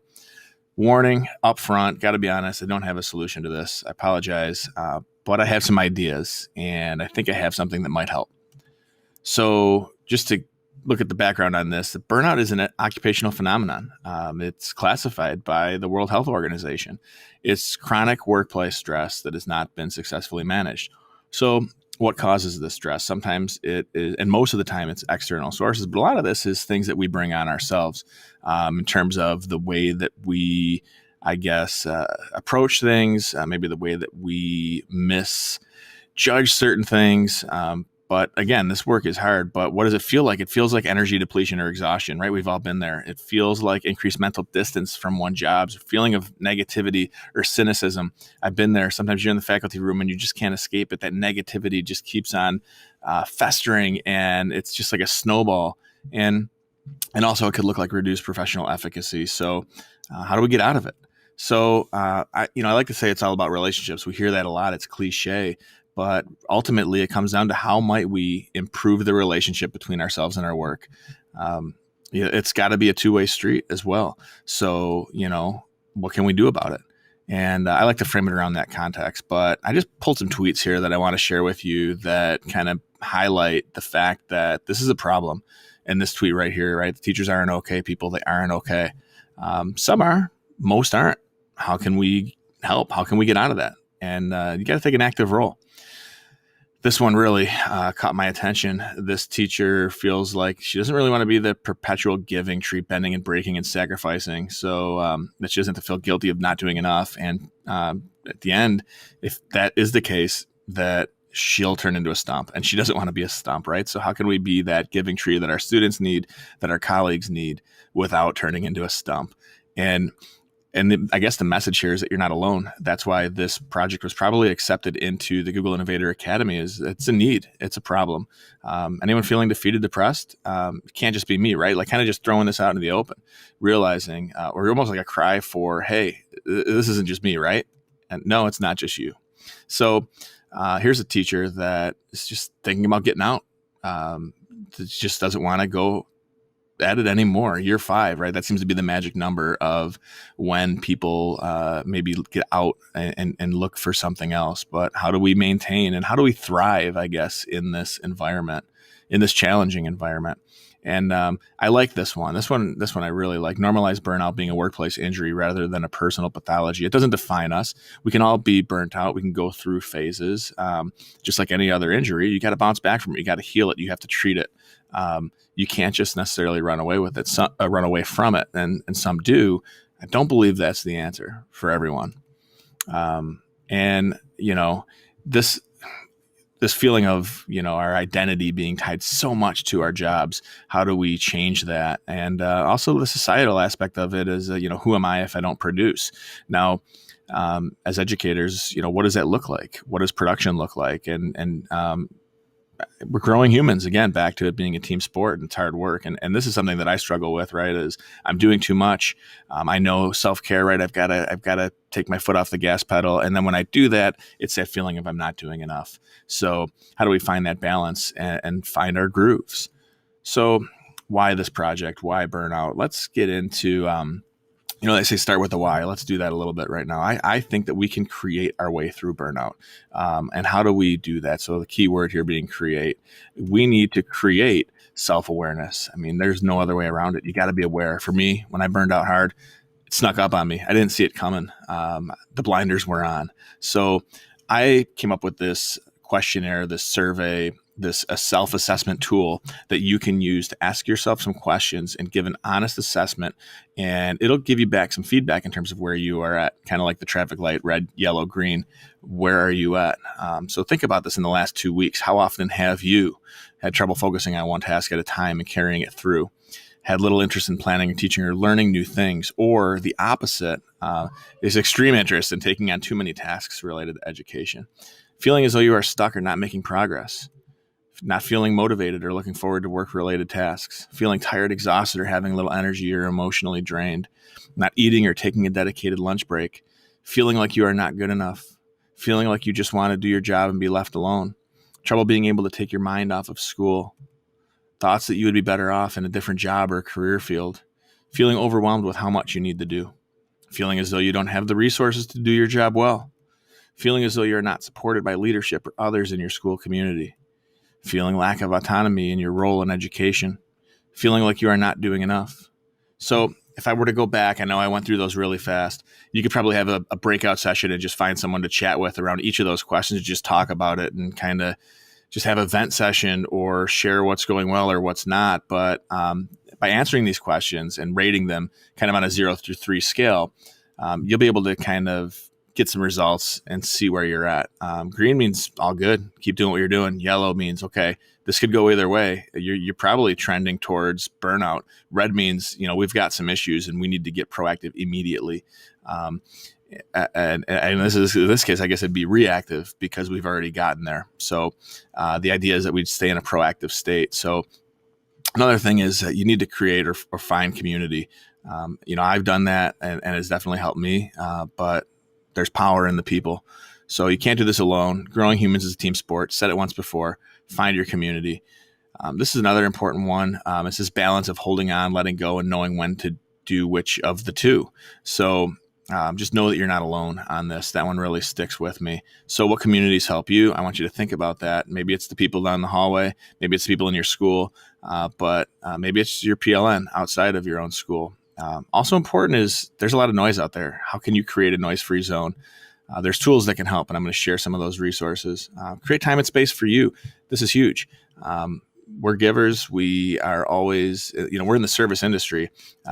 We sometimes get removed from that, but how are you taking care of you? So I have a Wakelet where I've curated a bunch of ideas from other people. I've curated tweets, websites, podcasts, everything. And I invite you to contribute to this space as well. There's a spot to do that on the website. If you're curious to see what others have said, or you want to add a Post-it note or an idea, you can go to bit.ly/jamoutburnout. And here's an Earth project where you can basically give some advice or take some advice for others. I just trying something creative here. And, what can you say no to tomorrow that might help take something off your plate? So I've created this burnout index. I'm going to go to the website and show you how it works. There's also resources and more here, including the Wakelet the Earth project and such. One of my must follows is Mandy Freilich. If you're on Twitter, please follow her. She is kind of my go-to when it comes to all things burnout, mental health. She's got some books. She's got workbooks. She's just phenomenal. So please go there. She has this Embers, I guess, idea here between the letters of Embers and the chapters, and how she breaks these down into how we need to get better with tracking our emotions, with mindfulness, with boundary setting, with an evaluation of what's in our control, with really actively working to rewire our brain. And then, kind of how we talked about creating a space for you or creating time for you, a self-care plan. So that one definitely resonates with me. And then she'll get into a little bit further there. I'm not going to go through those, but on my site, there are podcasts, there are books, there are special offers, and there are organizations that can help with all of this. So just know that we got this. I hope we got this, but it's going to take some work. So let's go ahead and just take a look real quick at this website. And this is the Educator Burnout Index. And when you click this start key, what that's going to do is it's going to bring you over to the self-assessment. Now, on the self-assessment is just simply a Google form. That when you take it and when we answer those questions that I talked through, it will give you your results in that red, yellow, green light and let you know where you're at. So just go ahead and answer those questions and take it from in the past 2 weeks. How are we feeling like you are not good enough, from not at all to nearly every day, and let that work its magic. So another thing on the resources, I'm proud of probably of this page the most, in addition to the self-assessment tool that can help you stay ahead of it. When you look at these resources, and they're kind of chunked down into, like I said, podcasts, books, offers, and organizations, once this loads here, we're going to see exactly how you can go to all of these. I've curated, for me, listening to others, this is helpful. I just need to hear others' perspective. That is huge for me. And there's all of these either podcast episodes or podcast series around this concept and topic. This was huge for me. Check out the books. I know we've talked about the books from Mandy Freilich, but there's also a book here from Rob Dunlop. There's a book from Amber Harper. I'm liking some of these. And then there's this Onward book that from Elena Aguilar that is helpful. So those are some of the go-tos. In addition to that, check out these communities. There's, these are places to find other people, like-minded educators that you can connect with. I like all of those spaces. Check out the offers. There's Headspace for Educators, which is helpful to create that noise-free zone. It's free for teachers. You just got to verify that you are one. And that's something that will just help. I know meditation is hard, but that mindfulness practice really does have research proven benefits to improving our wellness. On that Wakelet, sometimes again, just helpful to see what others are saying.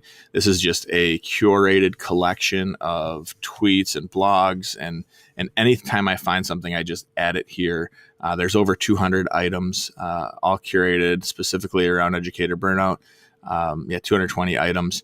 So I just encourage you to maybe just go down that rabbit hole, click, read, see what's on there. And then the Earth Project is just a fun little space for, like I said, taking some advice from Earth or leaving some advice on Earth. You can go ahead and just put a pin on your map in your hometown, leave somebody a piece of advice that you might have for them that might help them if they're struggling on this journey. And then just see what other people have to say. So that is my Innovator project right now. It's in a constant state of development. It's always growing. I'd love any feedback. But I wish you the best on your journey, and hope that burnout doesn't find you. But if it does, know that you can get through it. It is possible to discover that it can happen, but also recover from it. So cheers, everyone, and thanks for tuning in. Hey everyone, my name is Stephanie Howe, and I am so excited to share with you helping that kid be successful. This was my Innovator project. I was part of the Google Innovator cohort Sydney 19, so shout out to Sydney 19, and I had a blast using this to help students really be successful. So the point of my project was really focused in on this student, and her name was Bella. Do you have a student like Bella? So Bella, she had dyslexia and she really struggled in school. I was a special education teacher and I was helping students with disabilities in an inclusion type of setting. And Bella really struggled with the recall type of questions that I would ask her. She was a strong drawer, and I wanted to use her strengths of problem solving and being a good drawer to empower her learning. And so right here is my Google Innovator project, and every single month I focused on a different activity. So let's go ahead and let's review like August. So August we focused on relationships because I knew if I didn't have a relationship with Bella, she would not feel comfortable or safe to learn with me by her side.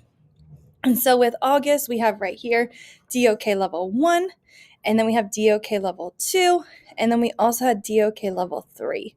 And 4 activities. And so level 1 is that basic recall. It's just a Google form. And Bella would struggle with it because she struggled with spelling. And so for her to be able to fill out a Google form might have not given me the real version of Bella, because she would have kept it short, sweet, words that she knew how to spell or words that she could try to get out on her own. Next is a would you rather. Students would come in every single day. There's a would you rather question on the board, and they just move their magnet or their name to whatever side they want to be. Timeline. Students would create a timeline of kind of what happened in their life and show me a snap version of what is going on in their own life. And then lastly, the morning meetings. This is where I saw the biggest transformation with my students. When we had morning meetings, we were able to talk, play game shows, and this teacher right here, Kevin Butler, he does it the best that I've ever seen. He posts on Instagram his like morning meetings, and they are just so much fun and engaging for the students. And then every single month has additional resources and ideas on how to use these different DOK levels to up your game with these students that do have a lot of strengths, but we're limiting at this recall level because it is hard for their working memory to kind of perform some of those tasks. And again, September, we covered vocab, exit tickets, and all of these other activities. So make sure you check out helping that kid be successful, and feel free to reach out to me if you have any other questions. I would be more than happy to help in any way that I can. So my blog is Miss How 24. Hi, I'm SJ. I'm a Google Innovator, Google Coach, and Google Trainer. As part of my Innovator project, I wanted to solve the problem of students connecting with each other and with their teachers whilst we were in this online video call world. And it seems that these skills that we're developing are here to stay for some time too. So I created an ebook using Book Creator of 30 plus party games, fun games that you can play with students, but each of them develops their communication, their critical thinking, and their creativity skills all through play, appropriate for any age. I've played these with kindergarten age children all the way up to adults, and everyone has had the same amount of fun. So it's all housed under bit.ly/how to part E. And when you get into there, you're taken to Book Creator.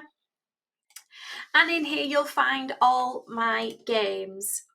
I have a blog post as well where you can read more about some of the thoughts behind the games. And there's some top tips. So if you were hosting it as a party, there's some top tips to get you started. If we take a look then at rainbow words, it's a physical activity. Students go around the house like a scavenger hunt, treasure hunt, but they want to try and make a rainbow of all the colours as a team. So they need to communicate with each other. They need to be really creative with what they're choosing. And you can make it difficult by saying you can't have such and such and all those types of things and differentiate for your student. Another really great one are the musical games, and they're listed here. So join the band. Give them a song and ask them to play it on a homemade instrument. Get that creativity flowing, communicating with each other. How are they going to best approach this task? A really fun one to play is Tallest Team.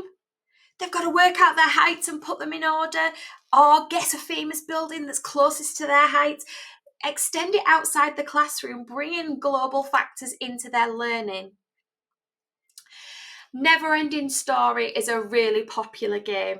So you split them into two teams, and team A is going to say a sentence, then team B is going to say a sentence. So they have to communicate as a team, creatively come up with a story that they want to follow, and then critically think about how could they tactically leave it either easy or hard for the other team to respond. So one team goes once upon a time, the next team goes everybody went and had a picnic.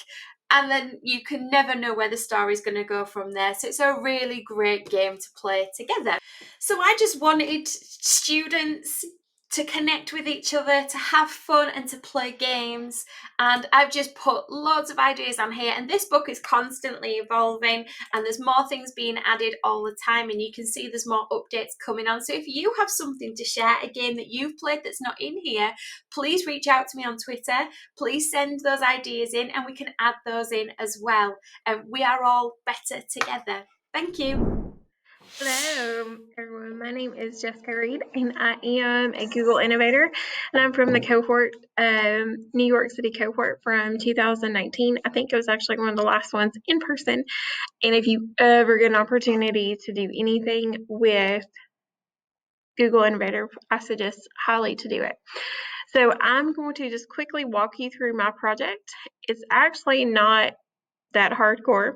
It's not a website, it is more of a book, but we will talk real quick through it. All right, so this is my lovely face, but my book is called The Collaborative Prenup. And so when you are a Google Innovator, you come up with a how might we statement.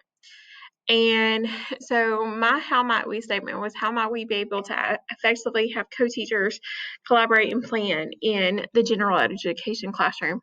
More or less, because a lot of times, co-teaching or collaboration is like a marriage. It's sometimes you're very happy to be in it, and sometimes you're not. Sometimes you're thrilled. Sometimes you just want to bang your head against the wall. Sometimes you're just like, please, Jesus, be April or be May, whenever your school may end. But the purpose of the collaborative prenup is instead of you getting a divorce or possibly fighting in front of your kids, you end up with a prenup. And we'll get to that in just a second. But the main idea behind it is, imagine walking in your classroom the first day of free planning and your approached by your principal who says, hey, you're going to be doing co-teaching this year. And I guarantee that will happen to you. If it hasn't happened yet, it will at some point in your teaching career, because that's just inclusion. That's a mix of general ed students and special education students. All right, so what is co-teaching? Well, co-teaching, and I'll talk about this in the book, is it's a model of teaching that involves two teachers, like one content and one special education teacher, to work together. A general education classroom that contains both general and special education students. A lot of times, like I said, the co-teaching is similar to a marriage that may or may not be wanted by both parties. So, where does that come up with a collaborative prenup? Well, the school year, it may be a fantastic relationship at the beginning of the school year, and then it could be a complete disaster by the time you get to December. Either teacher may file for divorce, or you may have a tense-filled classroom that is not enjoyable for anyone. All right, so how do we present this? This is actually my project. This is called the Collaborative Prenup. This is everything that will be spelled out to a T for everything classroom, and one document covers everything. So the book is basically just talks about my experiences as an educator, because I've had general and special education experiences. Also talks about the different types of co-teaching, referencing a lot of Marilyn Friend and Cook. Friend and Cook, if you did not know, are like the gurus of collaboration in the classroom. You also have, I talk about just different rapports, and I talk about the different styles of co-teaching and any way to use collaboration. And then I go into really depth of the collaborative prenup. And the idea behind it is that a lot of times we see Hollywood couples, they have a prenup, or kind of breaks down, if you do this, this is what I get, or here's my assets. Well, it's kind of the same concept for the prenup, except you guys are going to break down every single thing that happens in the classroom. And that is to make sure that your life is much easier. It does take a lot of work at first, but then once you're in the classroom and the expectations are set, then you know. And that could be something as simple as like who responds to a parent, who responds to an email, or how do the kids go to the bathroom. You may not think that would be a big issue, but it can be, especially when you have the kids pairing against each other. So I talk a lot about that, and I break down that into different sections. And then the end page is actually going to be talking about how you can do collaboration. Oh, here we go. A little more in depth. Just the standard documents can be customized. It is assigned by the teacher and the admin at the beginning of the year. And it makes the classroom a lot better just for everyone, and having those expectations and planning ahead. All right, I just like this quote. I believe the best skills I can give my students is the ability to teach and to find the answers to the questions on their own. That's our purpose as teachers, and hopefully through the collaborative prenup, that's what you will understand. Now, also in the book, I'm going to talk a little bit about how to use Google and other applications to collaborate. Firstly, because who knows what kind of world we'll be in this time next year, or a pandemic. But so that is it. I have signed a contract with EduMatch. I signed it last summer. So hopefully my first draft has been submitted. So hopefully it will be out sometime next year. But that's it. So hopefully you check it out. And if you need me or would like to get in touch with me and talk more about special ed or collaboration, my Twitter is @KentuckyGirlInAlabama. Thanks so much, guys. Hi everyone, I'm Andy Myers, and I am so excited to be here to share my Google Innovator project with you relating to preventing teacher burnout. First off, big shout out to Tyler, the most ballerist, the biggest baller, the baller teacher. No, it's most ballers. To the most ballerist teacher that I know. And if you don't understand that joke, buy his book. It'll make a lot more sense. Well, anyways, you know what? Let's just get into it. Now, because I value your time, if you just want to skip the backstory and get into the actual product, then you can skip to this point in the video, and it'll take you right there. I mean, I'm not saying you're a bad person. I'm just saying you're going to miss out on this Pixar-esque story and journey that I have prepared for you. So a few years ago, I had that class, and you know the class that I'm talking about. The one where you're counting down the end till the end of the school year, and it's only mid-September. The one where you give 100% every day, except you feel like you get nothing back, and you are just burned out at the end of the day. And when you get home, you just have no energy to do anything except Netflix or whatever you do. And this self-care that I've been hearing about in my district emails and around the interwebs just never seemed to magically materialize.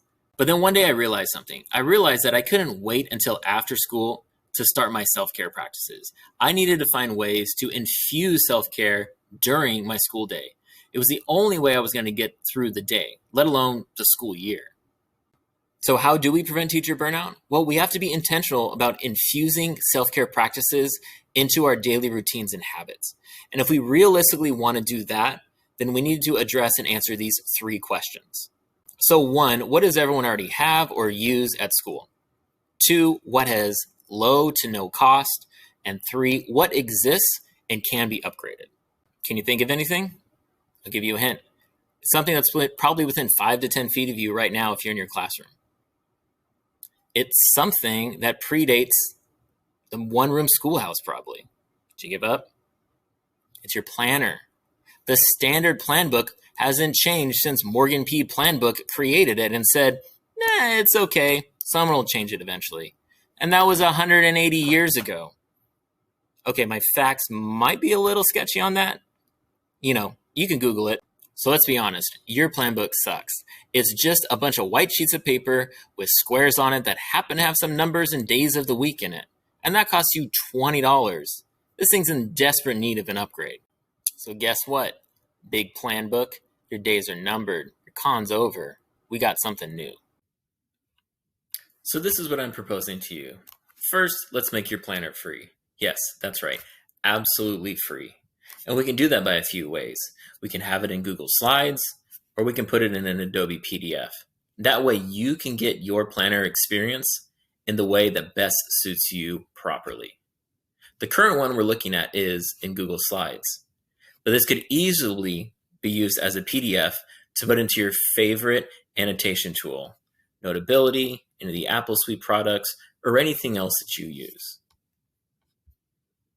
Now, the reason why I've chosen a planner is because it hits all 3 of those critical questions that I addressed earlier. What does everyone already have? What's low to no cost? What exists and can be upgraded, all in one shot? Yes, this is a planner, but it is so much more. This is your supercharged planner. This is your planning experience. Now let's take a tour to see how this planner is light years ahead of your physical planner or even your planning website that you've used for the past years. So let's start with the basics. This is an early draft version of it. In a little bit, I'll get to my actual planner from this year, but let's just start here. So of course, it is a traditional planner.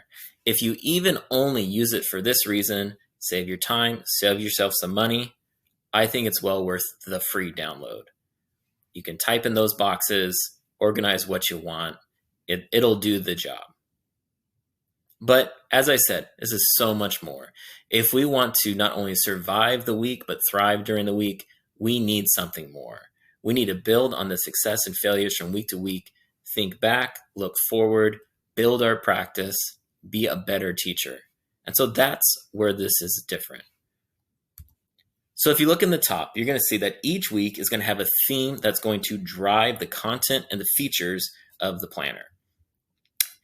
The first place that you're going to see this is right here. And then this is going to be the classroom connection section.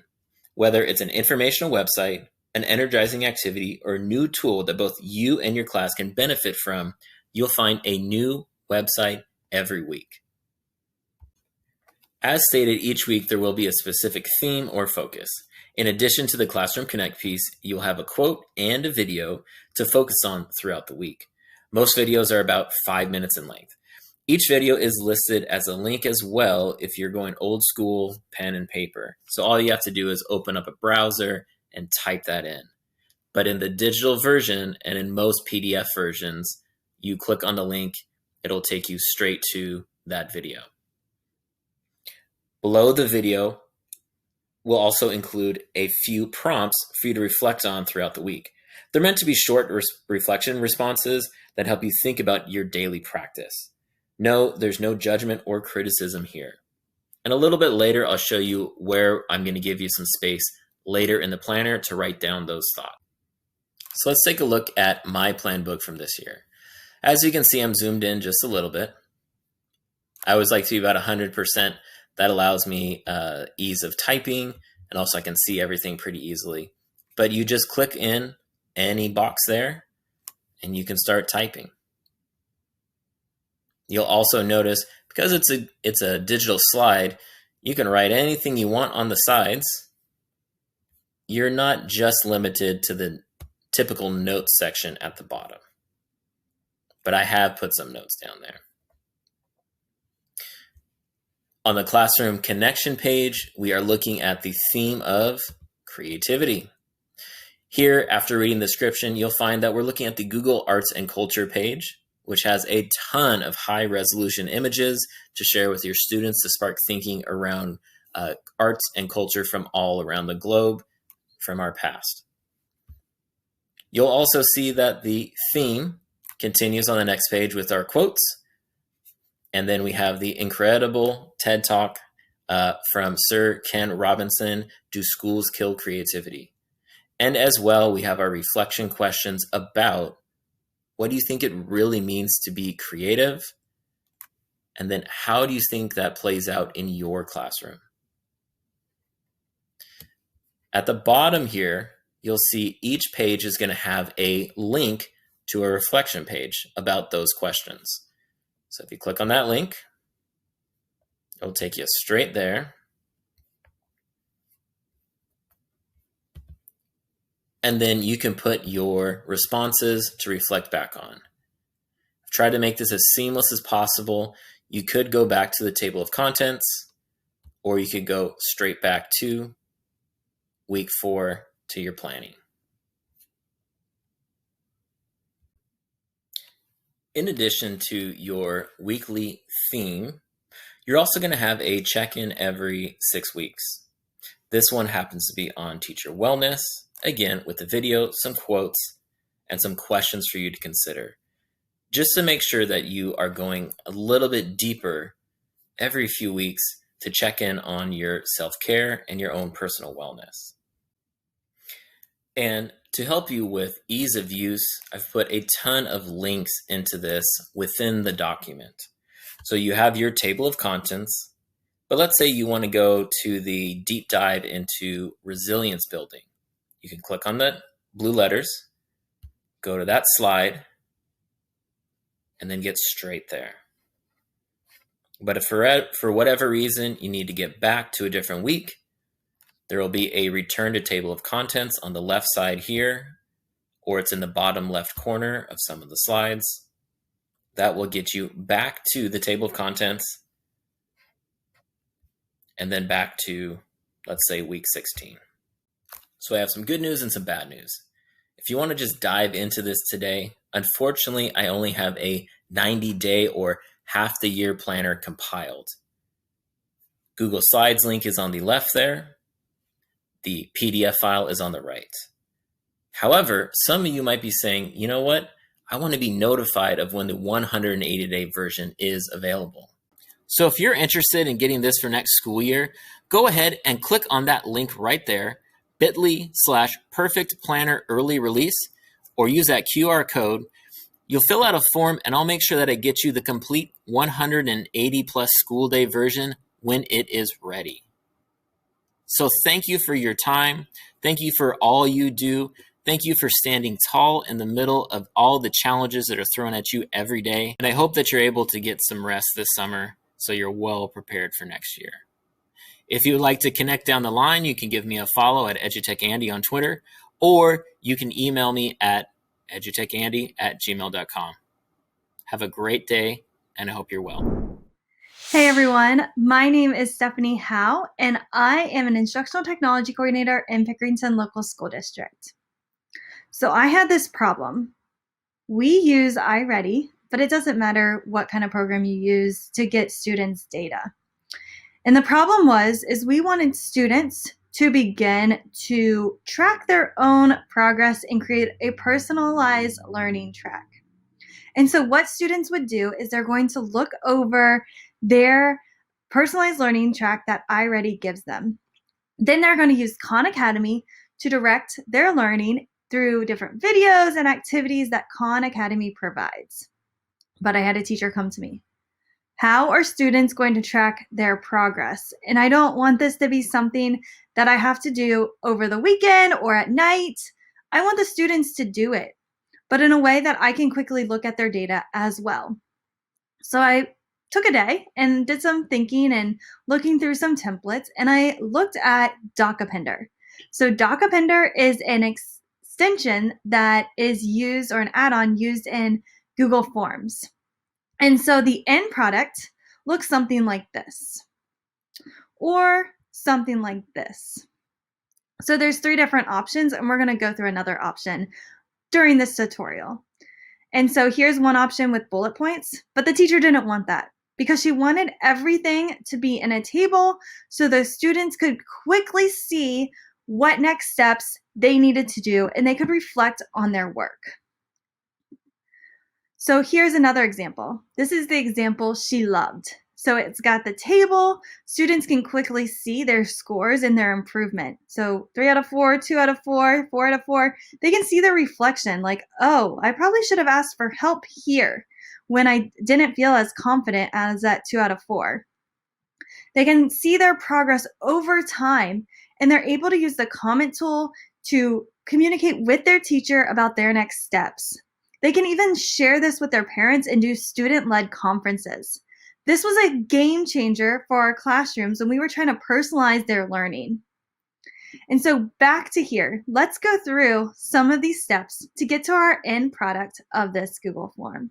I want you to begin to think about, how might you collect data in your classroom? Don't you want it to be fast and engaging for your students? If so, the first thing you're going to do is you're going to make a copy of this Google document.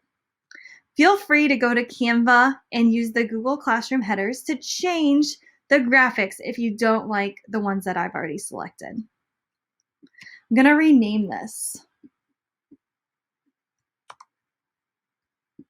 So I want it just to say You Do You Math.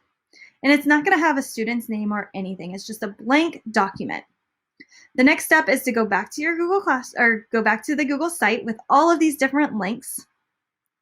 Here's the directions for Docappender, and there's also a link if you need to add it. We're going to now make the Google form. Students will fill out this Google form once they complete their con lessons or whatever activity you have for them in their personalized pathway. Again, I'm going to change the name and take out copy of. Okay, I'm also going to delete Kurt Householder's name, and I want this to collect emails in my district because I don't want my students to have to type in their email every single time. Plus, if a student has accidentally filled it out for another student, I can quickly see what happened. Feel free to edit any of these different columns. This one does have to be a drop-down though, or I suggest a drop-down. Again, you can change any of these different reflections or examples that you might want your students to do. Once you have your Google form all set up, you're going to open up Google Classroom. Now, if you don't use Google Classroom, your LMS might be able to set this up. However, I'm not for sure because there's so many different LMS. So what you're going to do is you need documents in a Google folder. So what you could do is you could create a Google folder and put a name on that Google folder for the Google Doc for each of your students. So in the folder, all of your students would have their own plain Google document. But Google Classroom does this for us. So if you do use Google Classroom or you have the ability to use it, make sure you do use Google Classroom. You're going to go down to your class, and I'm going to use this fake class that I have. And I'm going to go to classwork. I'm going to create an assignment. And I'm going to call this You Do You. And I'm going to add my Google document. And since it's saved to my drive, I'm going to click Drive.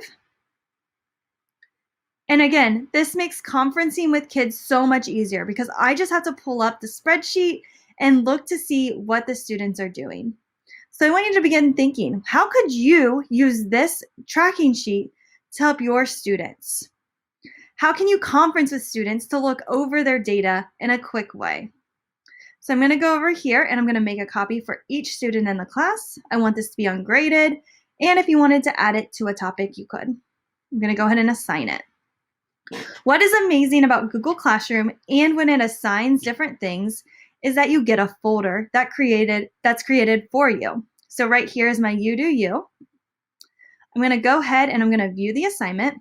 I'm going to click this little folder, okay? All of your students, I only have one student in this class, but all of your students will pop up in this class, okay? Once you have that, you're going to go back to the Google form. You're going to click right on add-ons after you've added it. So again, if you don't have Doc Appender, you're going to go to the Google site and click this and add it. Right there's the link. I'm going to open in the sidebar, and I'm going to move my video over so that you guys can see this magic happen, because it's mind-blowing how long this takes. I think it took me like 8 minutes to do one class, which will last the rest of the year. I can spend 8 minutes setting this up if it's going to work the rest of the year. I hope you can too. So I'm going to pick from my drive. And now that my drive is pulling up, I'm going to grab that folder where it's You Do You. Okay. Now that I have that folder, I'm going to click Next. I'm going to refresh the list, and the name question will pop up. Now that I have that, I'm going to save and populate this selection of question. It's going to pull Kurt Householder's name up here. And Kurt Householder is an amazing coach in the Pickerington Local School District, so shout out to Kurt. Next, this is where you get to decide what you want your end result to look like. So I'm going to collect the timestamp. I don't really need the name because the name's going to be at the top of my Google document.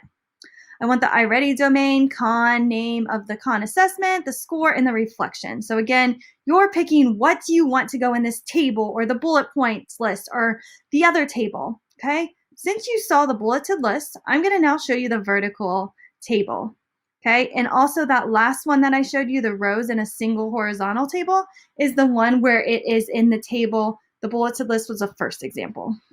So let's go back real quick. Bulleted list is this one. The table, one table is this one. I'm going to show you the third option though. Enable. And it's going to do its amazing magic. And I'm going to go here and I am going to fill out Kurt's response for him. The students will pick a drop down and they're going to pick their name. Then they're going to pick their iReady domain, their con grade level or course, the name of the lesson. They're going to write their score. I'm going to say Kurt got a 3 out of 4. And their reflection. Again, you could add whatever questions you want to go on their reflection Google document, the You Do You. Submit. And then I'm going to go ahead and exit out of this. I'm going to refresh this class. Now when I click Kurt's name, his document should have some data. And again, this might take a couple minutes for it to flow over to Kurt's document. Oh, it's right there. I can see everything laid out. I'm going to go back here and I'm going to do another example just so you can see what students would do if they had multiple different examples. So I'm clicking. This time he got 2 out of 4, we'll say, and he feels confident. Back to the Google Classroom assignment, give it a minute, and there it is. So this is the third option, okay? So you've got bullets, the table, or you've got this awesome table right here that kind of splits them up. Again, it depends on what your purpose is for this lesson. Also, in Google Classroom, if you want the students to be able to edit, like this document right here would be awesome for students to go in here, go right here, and then they can type a reflection. Okay, I'm the teacher right now, so that's why it's green. But then they could type a reflection and say, okay, I went back. My next steps are setting some type of goal settings. I really help them drive their instruction. They could do that. But for this example, I'm going to leave it blank. But again, your students could with Google Classroom. If you don't want them to edit, but you only want them to comment, you can either teach them that or have them turn it in. So if they turn it in, they can't comment or edit the document. They can only view it. So now that we have all of that filled out, and again, it takes about 8 minutes a class. So it's not super long prep, and this will work all year long unless you needed to change something, which you could do quickly on the Google form. The next step then is to conference with students. So So there's two different ways that I could conference with students. I'm first going to go to my Drive. I'm going to go back to the Google form that I created because I don't want to pull up every single student's UMath. It just is going to take a lot of time for me to review all of their responses. So right here, I can click responses and I can grab this Google Sheet. Once I have the Google Sheet, I can filter the responses to see the student's name, so that way they're all in order. I can even set up conditional formatting so that if I wanted to see where it says I need a little more practice with this skill, I can go into Format, Conditional Formatting,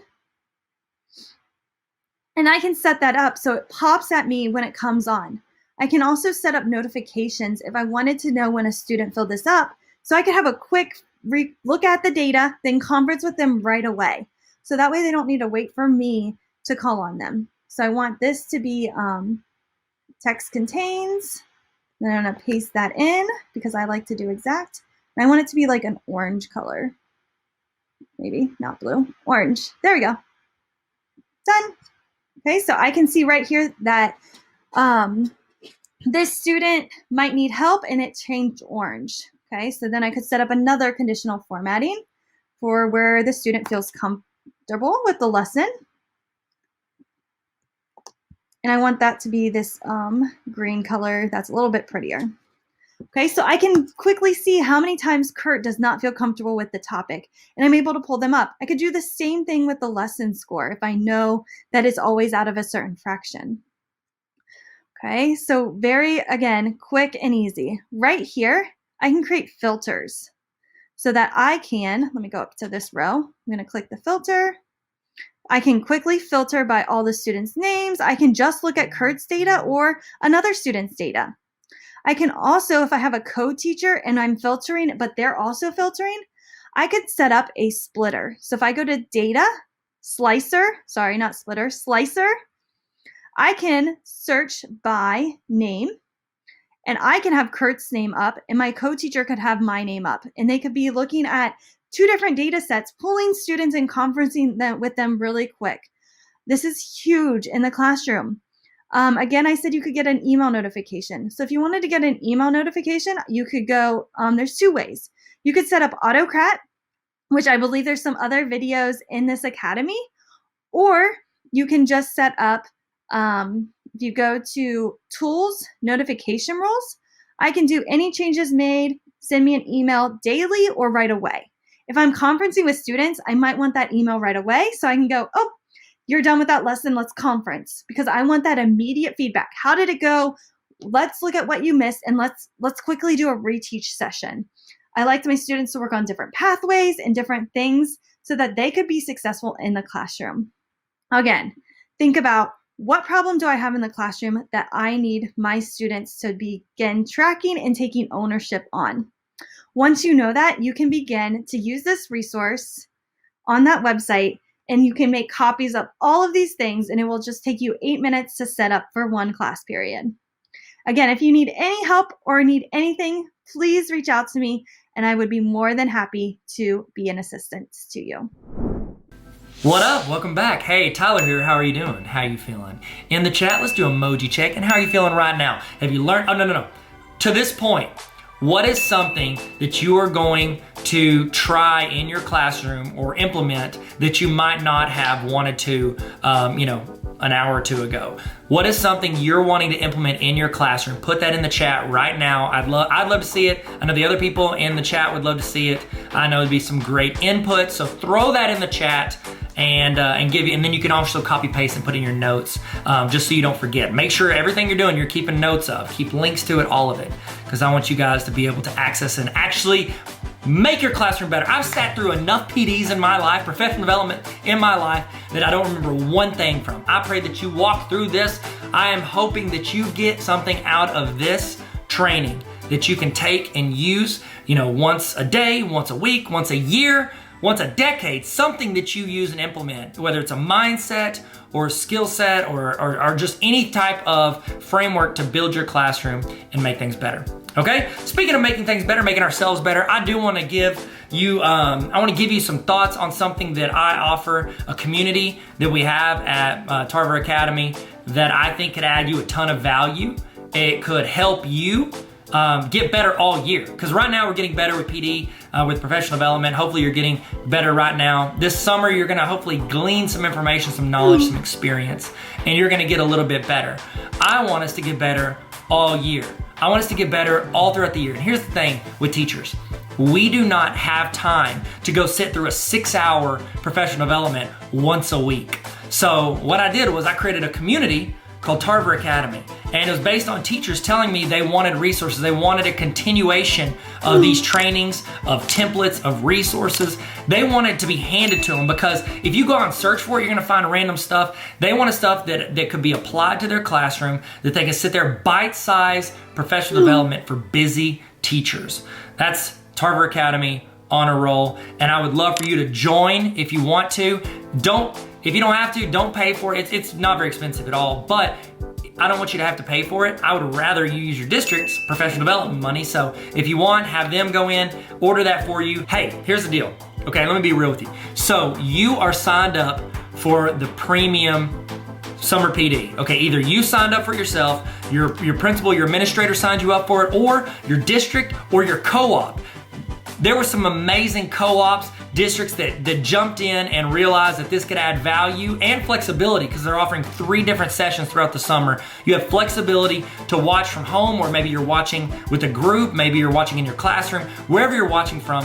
They wanted you to add that value, and I wanted to give you a huge discount on the Tarver Academy Honor Roll. This is just for this summer, and it's just for the people that are on the premium watches, okay? And so the premium watches, the premium PD, okay? And so if you're watching this, you're here, you're on it, okay? So what you can do is you can sign up at tarveracademy.com/honor-roll, and I want you to use this promo code. When you sign up, use this promo code. It's gonna cut in half. And it's one time for the full year, and it's gonna cut in half. Remember, use your district money if you can. So just write the promo code down, or put it in there and then get reimbursed, whatever you need to do. The promo code is premium, because you've signed up for the premium summer PD, and so I want to give you half off. So what that is essentially, you or your district or your co-op or your building paid for the summer PD, and so what it is, you get half off for these honor roll resources that come to you every week for the entire year. They essentially, it paid for more than, it paid for half of this just because they signed you up for it, or you signed up for it. So it's actually a better deal than if you just straight up bought it. But you'll get access to these trainings anytime you want throughout the entire year, plus anything new. I'm gonna send you something every single week to help make you better in your classroom, because when you get better, your students get better. In the email, every week, you're gonna get either a template, a resource, you're gonna get a short PD video, professional development, a training to show you how to do something you might not know how to do, or reinforce something you're maybe already trying.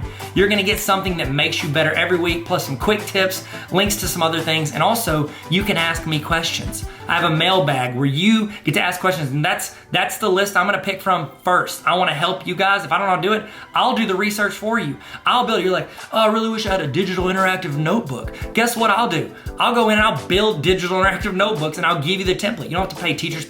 You don't have to go in and throw the money at anything. I wanna just hand it to you, and I wanna do trainings for you to help you. So if you wanna join that community, I think it's super helpful, and it's essentially where I become the tech facilitator for you. It's Netflix for teacher resources, and I would love for you to join and jump on that. So if you want, go there. It's tarveracademy.com/honor-roll, and you can sign up for that.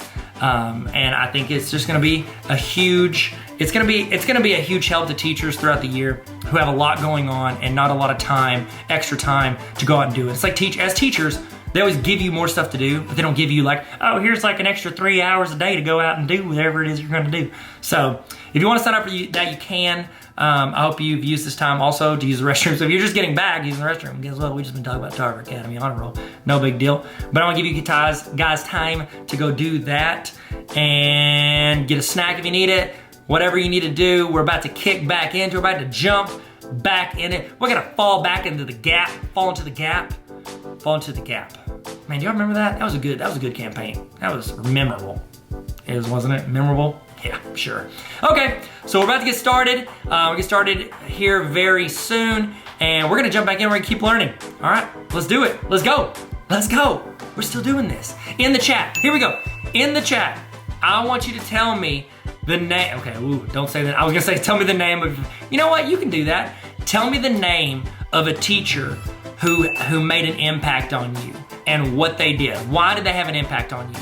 In the chat, what name of a teacher or an educator that had an impact on you and what they did to have an impact. It was either the way they treated you, the way they ran their class, or the way they inspired you, or just the way they had structure maybe. They were reliable, they were consistent. I would love to hear in the chat, name of a teacher that motivated you as a student or as another teacher and what they did. So let's throw that in the chat, and we're about to get started. We're gonna jump back into it. We're about to get started. We're gonna jump back into it like a pogo stick. See that? See what I did there? Nope? Okay, all right, let's get going. All right, ladies and gentlemen, that concludes the intro to all of the different Innovator projects that these amazing educators created, proposed, and submitted, and were accepted to the Google Innovator certification program. Now, coming up, I've got 2 more sessions, and I'm going to introduce this first one. This is by Nadine Gilkison. She is one of the all-time Google GOATs. I'm serious. She, as GOAT stands for greatest of all time. She is incredible when it comes to creating resources and adding value to people and educators all across the world. And she has the session she did on an introduction to learning about the Google Innovator program and the Google certifications. I thought this was a great way to tie everything together. So please listen, take notes with what she has. And then right after that, I'm going to come on and I'm just going to show you a resource I have if you're wanting to pass the Google Level 1 Educator exam. So it's remember, Level 1 Educator, Level 2 Educator, then there's Trainer, and then there is Innovator. Now, you can't be a Trainer or an Innovator unless you're a Level 1 and Level 2. So it's an intro. Say you've never passed a Level 1 exam. I'm going to give you a quick look at a resource that can help you pass that exam. So hopefully you do that and you come back. That's my challenge to you. If you are not a Google Level 1 educator and you're joining us today, that's step 1. And so my challenge to you is get that resource at the end and go download it and then start getting ready and pass that exam. Here's a fun fact too. A lot of times districts will give you PD credit, professional development credit, hours for going in and taking and passing that exam. And some of them do, I've heard of schools do stipends for it. That's incredible. So I've spoken to schools, I've worked with schools, and they're like, we give a stipend for it. I'm like, that's incredible. You should definitely become a Level 1 and Level 2 educator. So Nadine is about to take over, and she's going to talk for a while about some of the intricacies of the Google programs. Then I'm going to follow up with a resource to help you get started on Level 1. If you already passed Level 1, this is a resource you can hand to some of your fellow educators and help them. And that's it. Thank you guys so much for listening to the roundup of all the people talk about, including myself. Thank you so much for listening to us talk about our projects. Hopefully we inspired you. Hopefully you're getting ideas. If not, start taking notes. Get some ideas of things you can do and propose to become a Google Innovator. And remember, I want to be your mentor someday. So holla at your boy if you get in. Recommend me to be your mentor. I don't get paid for it, but I would love to help you along your journey as an educator and an innovator and someone who is changing the world for the better. Thank you guys so much for joining. And Nadine's taking over, and then I'm going to give you a resource. See you guys in a minute. So Google for Education actually has a whole learning hub and learning community that is out there. And I wanted to make sure that you guys know that it's there. This is where you can honestly go if you want to see any kind of overview training guides on how to use any type of the Google tools. You're going to notice that it's got all kinds of videos for Classroom, Google Forms, Docs, Slides, you name it. They've got everything in there for all of their products. Let's start to talk about certifications. And I have that pulled up on another tab here. And basically what certifications are going to do is it's a way for you to kind of acknowledge your awareness of how you know how to use Google tools, but it can also really help you with adding to your resume and building onto your career. So basically, if you want to become certified, Google has 2 levels to start out with. Level 1 certification, and keep in mind, it does say that they're valid for 3 years. Because products and technology are constantly changing, Google wants to make sure that if you're going to say that you're Google certified as an educator, that you are in the know, you know all the products like the back of your hand.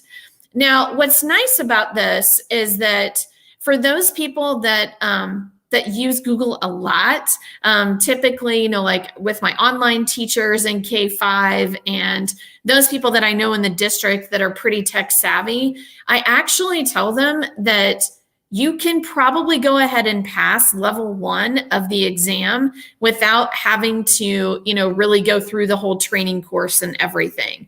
That's one thing I want to tell you up front is that there's different paths, they like to differentiate how their program works.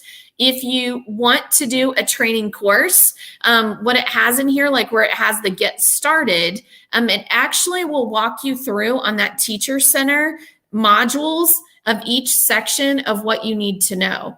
The cool part about it is because when you do get started and working on getting certified, it'll tell you to log into your Google account.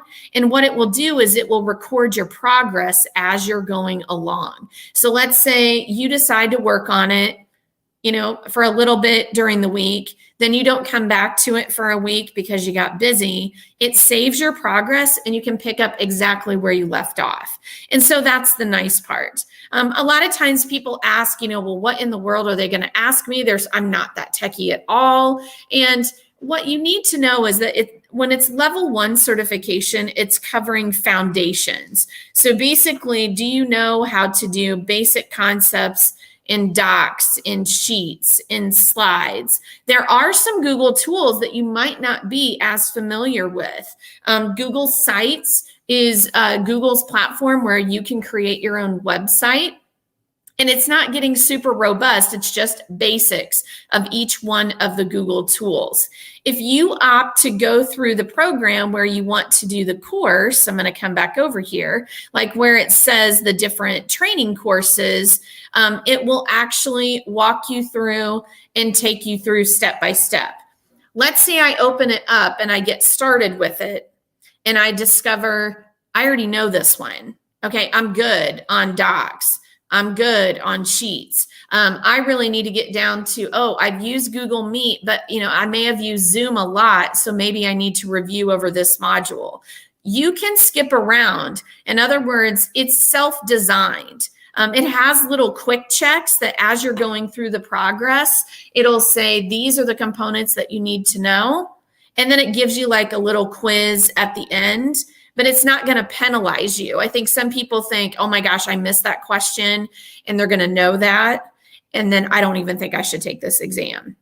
And the answer to that is no, you should go ahead and take the exam. It's a quick check. It's to help you practice and know, hey, how well do I know this product? If I don't know it well enough, I can go back and teach myself again. I have offered for teachers, I can do, trainings with you if you're someone that says, hey, I want to get Google certified, but these are the areas that I'm not as strong in. Can you help train me further on this? And I'm more than happy to help. I do want to share a great resource that is out there. Tyler Tarver was part of my Google Innovator Academy, and Tyler actually took all of the skills that you have to know on the Google certification, everything that came off of that training course, and he combined with Eric Kurtz. Eric Kurtz had a list of what all of the skills were that you needed to know, and he had it in a Google Doc. But what Tyler did was he went in and not only took the list that Eric had, but he created videos to show you how to do each one of the components. Tyler's really great. He not only has this table of contents that you can go to, but basically he's showing you, like, I could literally look at this and know, okay, in Google Drive, I have to know how to create a file, accessing it, how do I organize them. If I know how to do all the things that are listed here, then I may not need to watch his video. But I can also use this as a guide to look through quickly and go, oh, wait, I don't know how to do that. I've never heard of that option. I need to watch that video so that I'm adequately prepared. I am going to throw this document over in the chat really quick. And I'm popping in to take a look at your comments that you guys are having in there too. And I saw that Melanie's in there, and yeah, I would say, level 1 is easy depending upon your tech ability. But I honestly feel like that because of the pandemic, that everybody has been using all of their Google apps and everything so much that I tell a lot of people, just take the exam. I'm telling you, you can take the exam. Now, you may have noticed at the beginning here that it says that it costs money to take the exam. So if you're watching this and you've already taken the exam, you're already level 1 or level 2, and you're really listening to this conversation because you want to know more about the other programs with Google. Before the pandemic, I was telling all the people in our district, give me your information and you can get reimbursed for that. Then the pandemic hit and it's been a little bit of a hot mess. I wanted to let you know that if you're one of those people and you're watching right now, send me that information, and the Franklin Township Education Foundation has their Thankful for You grant right now, and it will be a much easier process to get your reimbursement as fast as possible if you've already done this process, if you fill out the Thankful for You grant. So just email me like after we get off of this session and I can take care of you. If you haven't done it yet, you are thinking about it, I wanted you to know that as part of the digital learning grant that our township received, I have placed an order for Google certification vouchers. And so if you haven't taken the exam yet, hold off for about a week, and then I'm going to send out that if you want to take the exam, here's the process, because I can give you a code so that you are not being charged anything. In other words, we pay for it up front so that way you don't have to go through the reimbursement process. So again, this is really going to help you out a lot. After level 1, then there is level 2, and Eric and Tyler have you covered for level 2 as well. And so I'm going to pop that document into the chat as well. And if you watch this afterwards, I'll make sure that I put this in the YouTube description so everyone can get to these documents as well. But that way you guys can make sure that you feel fully equipped for level 1 and level 2. I don't know, since I know they're using a different testing platform now than when I took it. But I kind of felt like that level 1 was more intense for me and maybe it's because I knew the process of what they were doing. And then when I got to level 2, I was like, oh, I've got this. So I don't want you to be scared that if you're saying, well, I did level 1, but I really don't think I'm level 2. If you pass level 1, I'm telling you, review over this document, and then I guarantee that you can pass level 2. The nice part that Google does is that it's not a one-time only. What they will do is you get 3 chances to pass that. And let's say you don't pass one of the certification exams the first time. I believe they make you wait 2 weeks before you can try to take it again, because they encourage you to go back and watch some of the training modules again, or go out and find the resources for the skill gaps that you have. So again, you might be thinking, I still don't understand why. It's going to make you realize about those hidden gems that are inside of Google that you didn't realize. I know that I use Gmail and Calendar, but when I went through the test and I went through the process of getting ready for it, there were so many things that I was like, wow, I had no idea that you could do this in this tool. So it's really for one aspect of having that. You'll notice that a lot of people add it to their email signature. They'll add it to their resume. If you are wanting to pursue something else, knowing that you have these certifications is definitely an asset. People will look to see if you are Google certified. So that's level 1 and 2. So when we get into those certifications, as I said, they've got the overview on the level 1, level 2. There are other programs that Google has in addition to that. So once you get level 1 and level 2, and someone asked me this yesterday. They were like, hey, if I'm really good at Google, can I skip over level 1 and just take level 2? And the answer is no. You have to become level 1 certified, then you become level 2 certified. Once you become level 2, then you can start to take a look at what some of the other options are. And the next bump up is the certified trainer program. So I wanted to touch on that and what that looks like.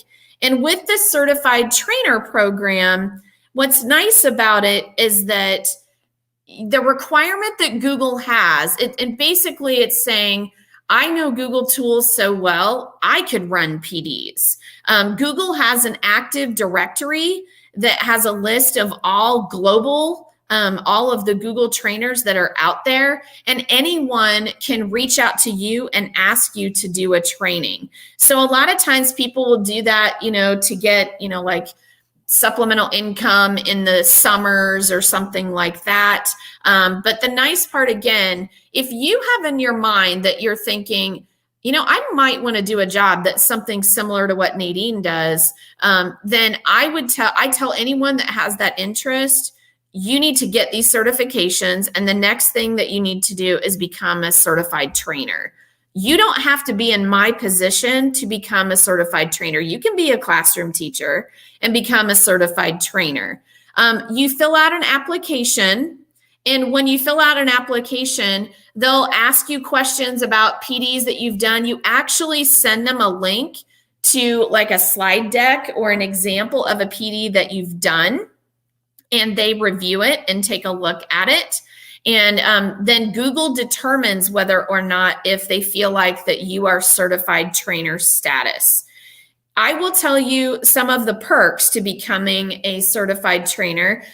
First of all, one of the expectations to keep your trainer status is that you have to log that you've done 12 Google trainings a year. Now, of course, I've done a bajillion. It's very easy for me to fill mine out.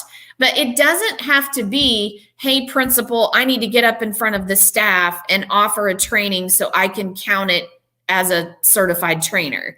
It can literally be that you have your own YouTube channel, that you have your own social media platforms out there, that you are offering a PD that anyone could join, and you can count that as doing trainings. The more that you are actively doing those pieces, again, if you have in the back of your mind that maybe you want to do a career path that's similar to something that I do in technology, all of those things are indicators that you can add to a resume. The other cool thing about being a certified trainer are partnerships.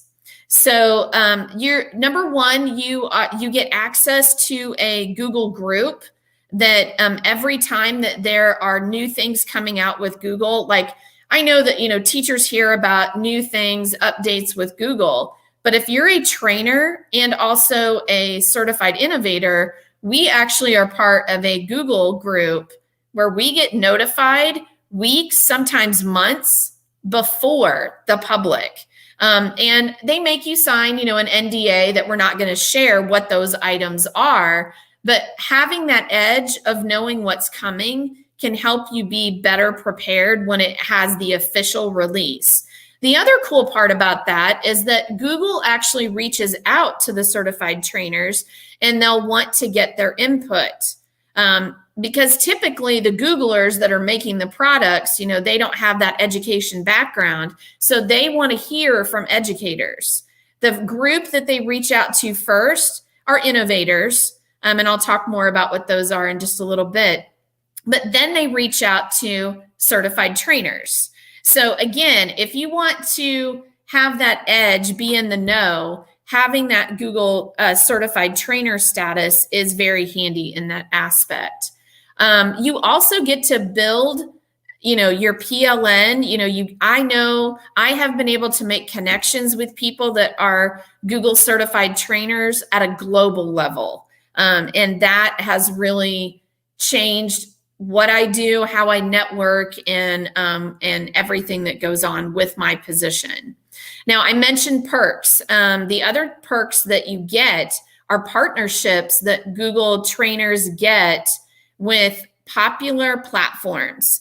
For instance, I cannot name them all. There's a bajillion of these, and we keep, literally almost every day they send an email and say, hey, we got another deal that we have with a partner. So for instance, like Edpuzzle, if you are a certified trainer, you get premium access to Edpuzzle for free. If you are, I'm trying to think of all of them. I think it's WeVideo. There's like a bajillion in here I could start to list off. But basically all the big names, I know Pear Deck is part of it. If you get the trainer status, they will give you the premium access to their product because they want you to do a training on their product, of course. But again, if you're a teacher and you're using all of these tech tools and you're already delivering PD anyway and helping out people, take a look at becoming a certified trainer because that's definitely a help for you. So one of the newest programs that Google came up with this past year is a certified coach program.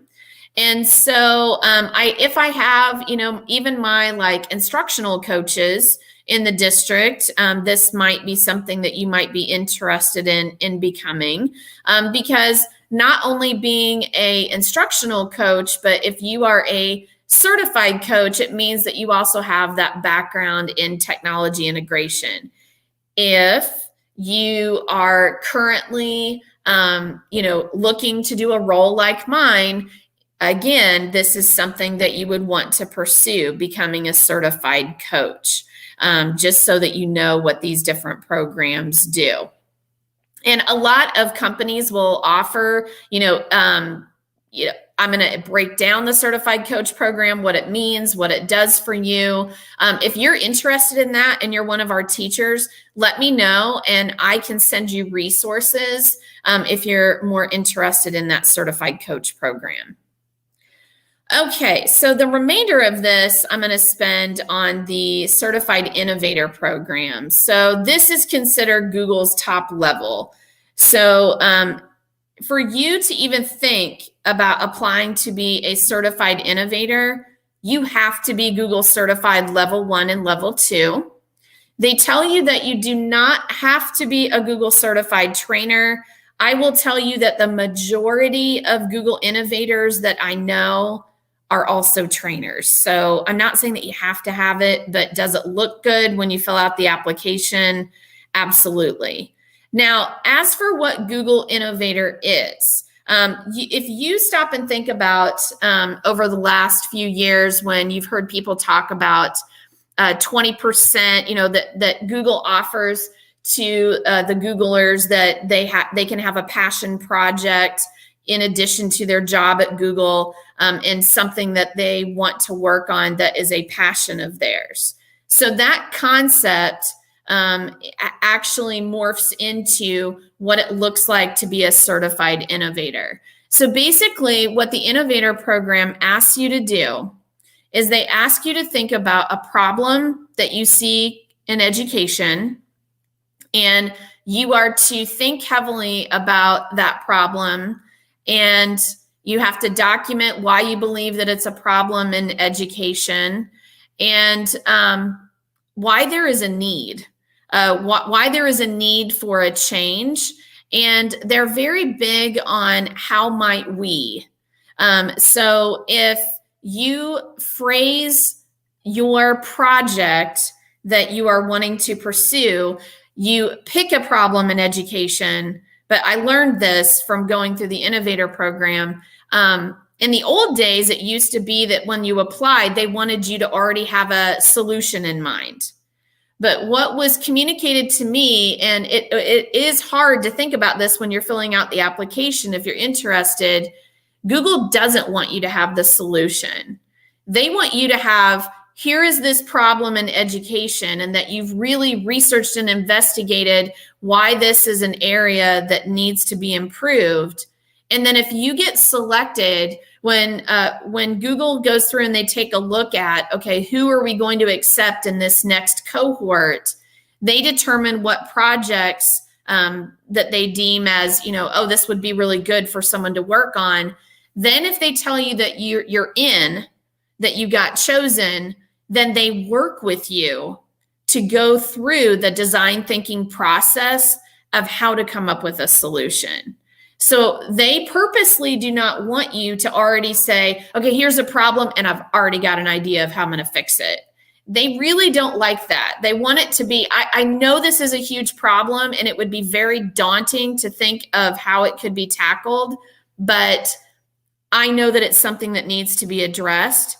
And they walk you through different little like mini sprints and design thinking strategies. My brain has never worked so hard in doing that whole process, but it is such a good process that you, by the time that you leave your time at the academy or, in this Innovator program, when you're together with everyone, you have a solid foundation on what you're going to do to start on your project. So I think what's an easy way for me to kind of talk about the program is to kind of walk you through what I chose to do for mine so that you can see how I kind of went through the process. And obviously with COVID, they continue to do the program right now. When they have openings for the applications, when they announce it, right now they're doing virtual cohorts rather than having destinations where you go to a destination. I'm sure that once things with COVID settle down, and some of you might be going, oh, well, if it's only virtual, I might want to wait. I have no indication on how soon that they're going to even think about having it as a location-based program again. So if you're truly passionate about your project, don't let that get in the way. Go ahead and consider applying. So as I said, I'm going to go ahead and talk about my project. And I decided to focus on dyslexia. If you guys are not aware, I have 4 children, and out of my 4 children, 2 of them actually are dyslexic. And where this started to become something that I really wanted to be passionate about was that as I went through the journey with my own kids, I didn't even know what dyslexia was. We got our kids tested. And then as we got our kids tested and we found out that they were, I've realized that navigating and getting the services that my kids needed for them being dyslexic, I was at an advantage because of the fact that I'm an educator and I know the process and I know the back end of what things need to happen. So if I sat in a meeting and someone said, oh, I don't think we can do that, I knew that they could, and I knew how to tackle that issue. As I learned more about dyslexia, it was hard for me to accept, but basically if you don't hit that K-2 window where they get identified, then the gap gets really large, really fast. And the fact that you have to be willing to invest a lot of your own money into private tutoring or coming up with other options, it really started to make me upset that I was like, wow, so basically if you have money, then your kid's going to be okay if you find out that they're dyslexic. And, we're fortunate enough that, we can take care of our own 2 kids. I was able to get training on dyslexia myself, but being an educator, it instantly creeped up into my mind that, wow, this is a severe disadvantage because if I'm someone of EL status, if I'm someone with low income, number one, I may not know the signs of getting my child checked. So they may be the type that may slip through the cracks. By the time I find out that there's a problem with my child, they're so far behind their peers that when someone says that they need to get additional tutoring and so on, I instantly freak out because I know I can't afford it. So what I did was then that became the basis of what I wanted to do for my Google Innovator project. What Google tells you that you have to do as part of the application is you have to submit a 1-minute video talking about you're basically, it's like a sales pitch. Like you're throwing the pitch at Google saying, this is the problem I see in education. And like you're dumping all of your findings and research into 1 minute. If I can give you any advice, if you decide to apply for this program, I cannot tell you how many people have told me, do not go over the 1 minute. If people don't adhere to their guidelines specifically, if they're interested in doing this program, it's like you're automatically that they don't even look at it. Because some people are like, well, I know it said a minute, but I mean, I just went 1 minute and 10 seconds or 1 minute and 30 seconds. That'll be okay. No, I had to like re-record my videos several times because I was like, okay, I got really close, but it wasn't at 1 minute. So I'm going to play for you what my video was so that you can take a look at that. Hi, I'm Nadine Gilkison. I'm the District Technology Integration Specialist at Franklin Township Schools. As an educator and parent of 2 dyslexic children, I lay awake at night thinking about what could be done for my own kids and the other 1 in 5 students in the upper grades that are like them. I have the means to help my own kids outside of school, but how does a parent of low income and/or a language barrier face this type of challenge? How might we provide academic and social emotional support for upper grade students with dyslexia that's equitable and accessible for all? This challenge matters because it can impact graduation dropout rates, incarceration rates, and even social emotional pain for adolescents. My hope is that this window of opportunity can help impact millions of families with dyslexia. So yeah, as you can see, I had to cram a lot of information into that 1 minute, and I had to practice that thing over and over and over again. And the way I had so much more information that I wanted to share, but what I realized was that if I used slides and I did my audio over the top, I could verbally say some things and I could have statistics and information on the slides. So that way I felt like, okay, I don't need to verbally say that because it's on the slide. So that way I felt like I could pack more information into that information. So on here, I really focused on, how is it that I can help out and create free resources? And I will tell you, that was really hard when I was at Google and I was trying to think of, okay, great, this is a great problem. But when you start to troubleshoot what that's going to look like, when they take you through that design thinking process, they're constantly having you think about the user. One of the things that really resonated with me, and they would have different panelists of Googlers that would come in and talk to us. And these are the people that are actively creating all these different Google tools and kind of like the Google mindset, the way that they are working in their environment and with their products. I feel like I gained a lot of insight into, hey, if that is how they're processing that information, that's how I can apply it to my project and beyond when I head back to our district. One of the things that they just kept always saying is, well, which user? And I will tell you that they had these giant fail bells that were on everybody's table. And as soon as you think that you're going one direction, they wanted you to know it is totally acceptable to be like, you know what? I got to start over. That route isn't going to work. And what they would do as we would be working, for several hours in a day, they would say, ring the fail bell. if you feel like that you have to start over, because they were wanting to acknowledge the fact that everybody has that and failures are a good thing. And that whole concept, I think, is something that's good even to resonate with students. But because we've always stressed so much importance. If you're familiar with my project, you know that it ended up that all of these ideas turned into a blending board app. When I sat in dyslexic training, when I sat in there, I realized that they were using a lot of stacks of cards in a blending board because they wanted the kids to practice saying different phonemic skills and, different words and blending and all of those things. And I was like, holy cow, this is a lot of cards. Man, what if we could digitize this in some type of format? Now, the Google Innovator cohort that I was in was New York City, which was amazing. And of course, it was 2019. So it was like just right before the pandemic hit, which was awesome because we got to, get to see the inside of the Google offices and all those things.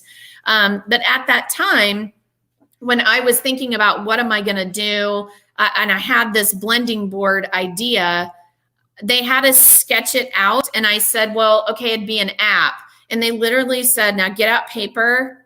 And I want you to just use markers and sketch out what you think that you want it to look like. And I still have that posted in my office today. And they were saying that everything that they do is all on paper before they actually start to translate it into digital. They told us that we couldn't even use our devices, that we had to go through this whole process of what it would look like on the user's end, so that we could be constantly thinking about the user. In that aspect, at first in my project, I was like, okay, well, I just want this to be for teens. I want the teens to be the user. So at first I was going to do a social media campaign, #dyslexic_mindset. And then I quickly realized, man, it is hard to do a social media campaign when I'm not a teenager, but trying to replicate that as a teenager. And I felt like a failure. And I thought, okay, so am I doing resources for parents? Am I doing resources for teachers, for kids?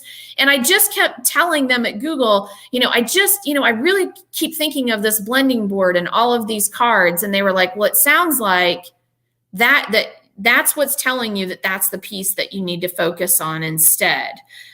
So I have a website, dyslexicmindset.com, where I have all these different resources, but really if I had multiple things going at once, I wasn't going to be very effective. So then I started to channel all of my energy into that app. I am good with graphic design and, I can make anything on Google Slides and whatnot, but am I a coder? No. I'm absolutely not a coder. And so I was kind of freaked out in the beginning of, okay, this is what I want, but I have no concept of how I can't physically do it myself. And I thought that the project meant that I had to create it myself. And I was beating myself up over that. And they were like, no, it's the process. You have the idea, but how can you get connections to people that can help you? And so I was getting kind of discouraged. And that was where the connection was that someone said, well, Braden Gogus makes apps all the time. Have you thought about reaching out to him? And I was like, well, this is with Google. I kind of feel like I'm cheating on Google because this would be an iOS app. And when I reached out to my mentor with the Innovator program, they're like, Google does not care about that. They want you to have the largest reach, the biggest impact, because if you say that this is truly a project that you want to focus on for education and to make it better, it might be solved with a Google product, but it might not. And we're not going to discourage your project if it's not. So I said, okay. So then I started working with Braden, and I have tons of different concept drawings and Google Slides and notes and all kinds of things back and forth. But then he was able to release it. At this point, now we're in COVID, and all these teachers are grasping for, okay, I'm having to do all this virtual, and I used to use this physical blending board for these kids, and now I don't have that. And so I communicated to Braden, it would be awesome if we could get this released now, because I know teachers could really benefit from it. And it really took off from there, because once he was able to release it, he contacted me just a few days after and said it was at like 25,000 downloads, which he was totally psyched about. And to date, we released it in October, and to date, we're at 444,000. So definitely many, many people are using this tool, which makes my heart so happy. A big piece that was lagging was the fact that it was not available for Android. And I hated that, but Braden's a busy guy, and he was explaining to me that the process of putting it on Android meant that he was going to have to rebuild the app all over again. And I'm like, hey, the app is free. You've done all of this work for free. We'll get to an Android app eventually, but I'm not going to worry about that. At this point, let's just focus on the iOS.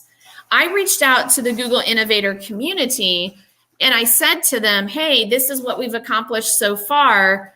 Can anybody hook me up? Because my whole thing was it had to be free. I had to find somebody who was willing to do the work for free, and I had to be somebody that was willing to sell the app for free. Which at first, again, I got discouraged because people were reaching out, but they wanted money, and I was like, they wanted to know my budget and all these kinds of things, and I was like, okay, this just isn't going to work out.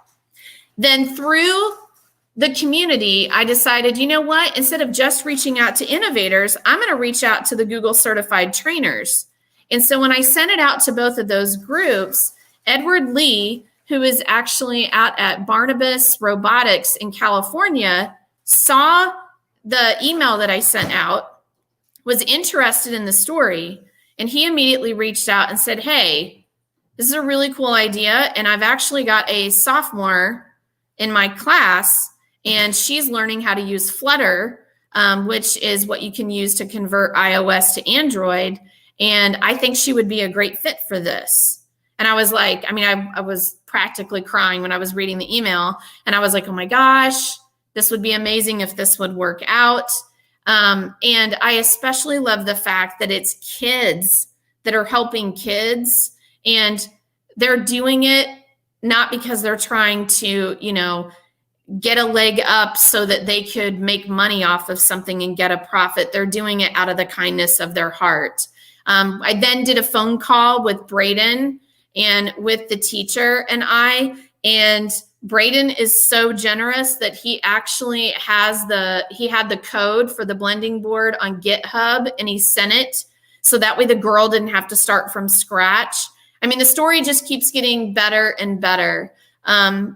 The next avenue of what I'm trying to do is to come up with a web app, because now that the girl released it on Android, which happened this week, it is on Android, but you can use it on a smartphone, an Android tablet.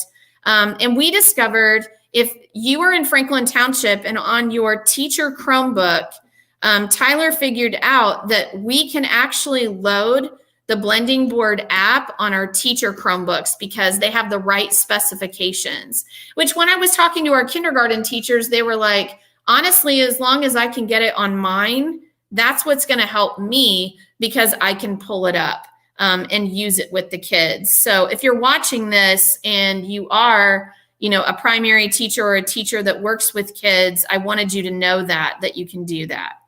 So what Innovator has done for me is it has taken connections and exploded them. I am now actively, it's kind of like as you go up the certification and program route, you get access to a bigger and bigger and bigger community. You may have seen recently that we relaunched the Indiana Google Educator Group, and we're trying to, build up that group again so that way Indiana educators realize that the capabilities of us being able to help each other as a community is out there. But as you progress into trainer, I got access to more people at Google and outside of our district that I talk to on a regular basis. Innovator is like a whole nother level, because I might be part of NYC 19, but there's tons of innovators in Indiana and beyond. And I know that it's a group that I can reach out to, because you all know that you have that joined passion for education, that you know that everyone has a passion project that they're working on, and we all actively think of, how can I help this person out? How can I help this other person out? So you might be watching this and saying, oh my gosh, like, I think I have a project in mind. Or you might not have a project in mind. I know when I saw some friends getting into the Innovator program, I was like, yeah, I would really like to do that. But I had no clue what my project was going to be. And I was like, well, I don't want to just fill out an application, because I'm probably going to get rejected. I have to really dig deep and find a project that's going to be really meaningful, and it's going to impact millions of kids. And I had to wait until these different events happened in my own life to then realize, hey, I can take me finding out that my kids are dyslexic into what could I do to help those kids that might not be able to get the services that they need. And I was able to think bigger picture with that. So what I'm going to do is I'm going to go ahead. There we go. I'm added back. So what I want to do is I'm going to stop having it share the screen. And if you guys have questions about Innovator, about any of these, I'm starting to take a look at it. I'm kind of going back up through the chat. Melanie, I know you asked, would it be beneficial to having both? Would it be beneficial for me, the trainer program? Yes, I definitely do. Again, I know people that are pursuing a master's in tech integration, or they have an interest in doing something like that. I firmly believe that the more of these that you can have under your belt, the better that you look. So trainer and coach, it might be harder for you to become a coach because you're not actively in the role yet, but trainer you could definitely do. So I would definitely take a look at that. Laura, you were asking about the time commitment for the whole process. I'm not sure if you mean the time commitment to get certified.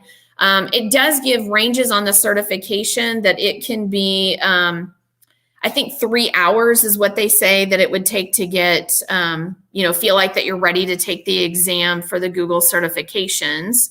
For trainer, that one takes a little bit longer just because it's a lot of an application. If you are thinking Google Innovator, that application, is pretty hefty in what it's asking you to do. And so it definitely is a lot more time consuming. So hopefully this was more like an intro, but if you guys have questions about the Innovator program, getting Google certified, any of that, feel free to reach out to me. Today, I want to walk you through a couple resources you can get from me and some from Google, and then how to get to the level 1 educator exam, and then, what to expect on it. So it's kind of like a full walkthrough look at it. I'm not going to be training you on the exam, but I'm going to give you every tool you need and walkthroughs and checklists on how you can be successful and pass this exam. A little bit about this, as you may know, to become certified with Google, you can become a level 1 certified educator. That's a 3-hour test. It costs $10.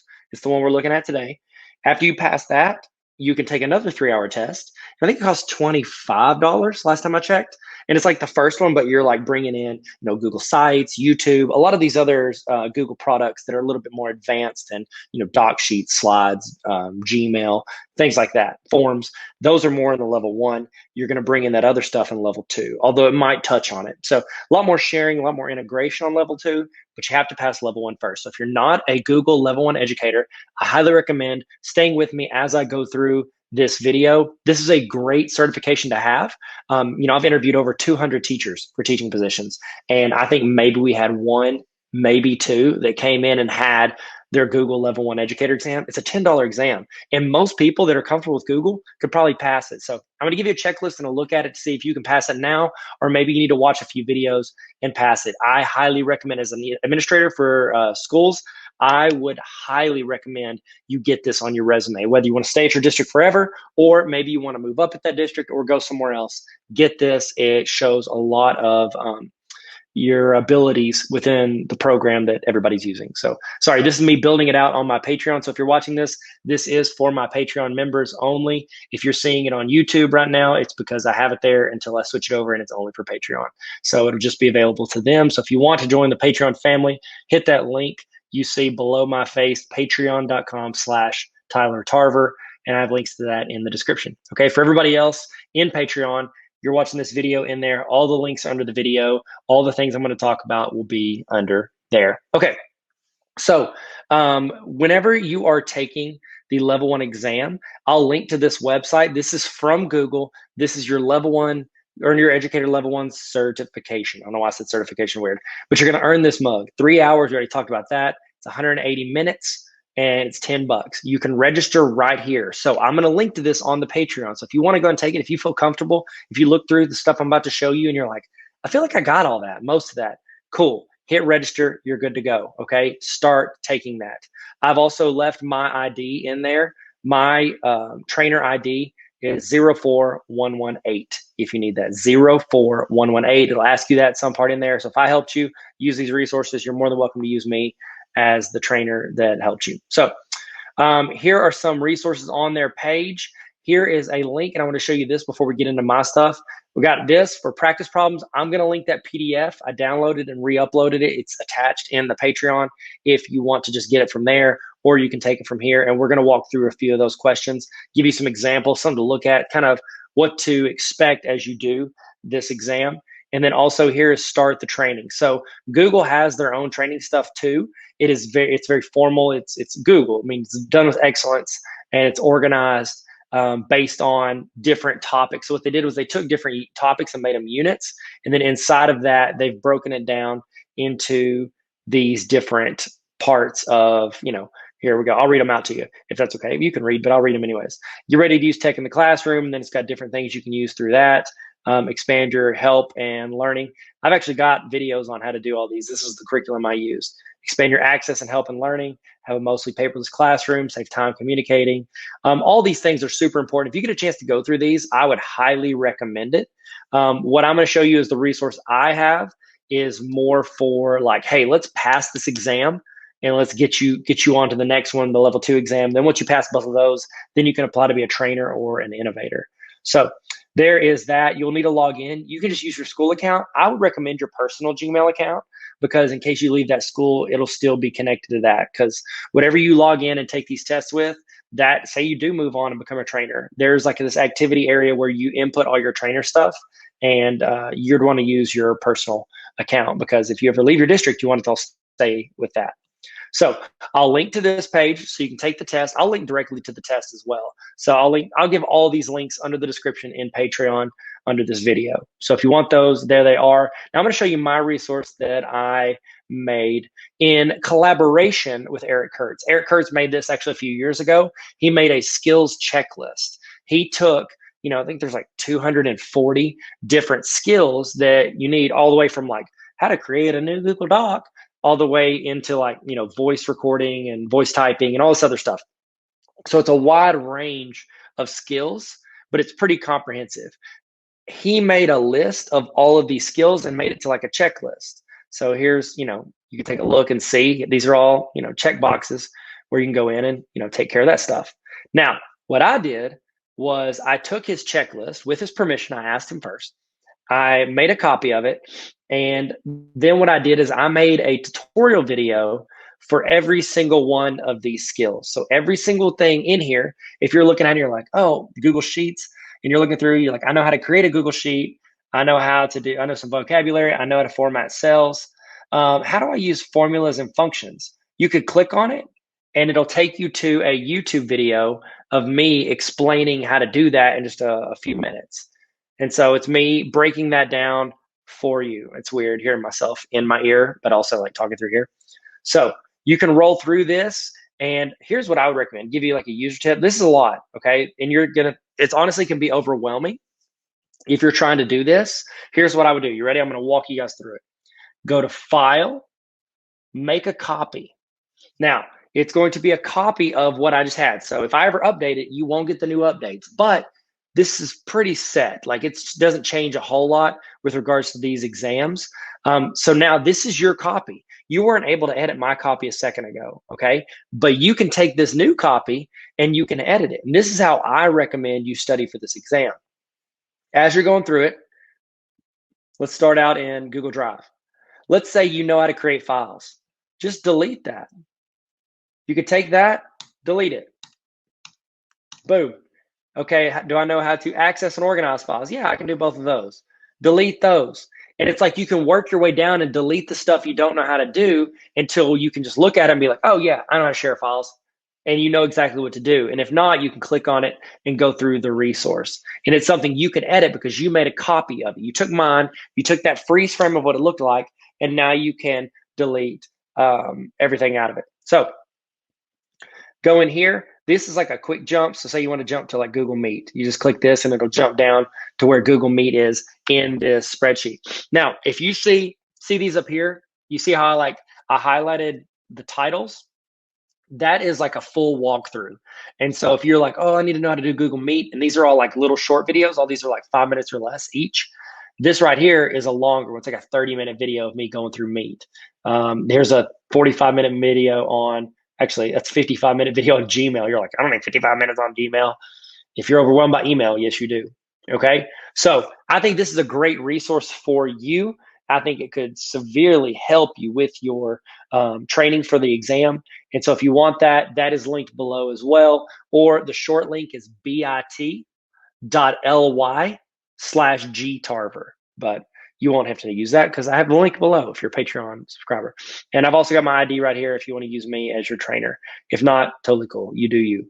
It just means that I helped you with it. So let's look at a few questions that you might face on the exam. So Google is kind enough to give us a sample exam questions. You're going to get a lot of multiple choice, but then you also get scenario stuff. Okay, so I'm going to kind of read a couple to you. And I know most of you guys are teachers. You train students on this. I get that. But I'm going to kind of give you some walkthrough because of their wording. It's like, especially in areas if you're not like, oh, I'm super comfortable with it, they're trying to word it in a way that you have to really pay attention to the questions. So let's look at the first one. So sample question 1.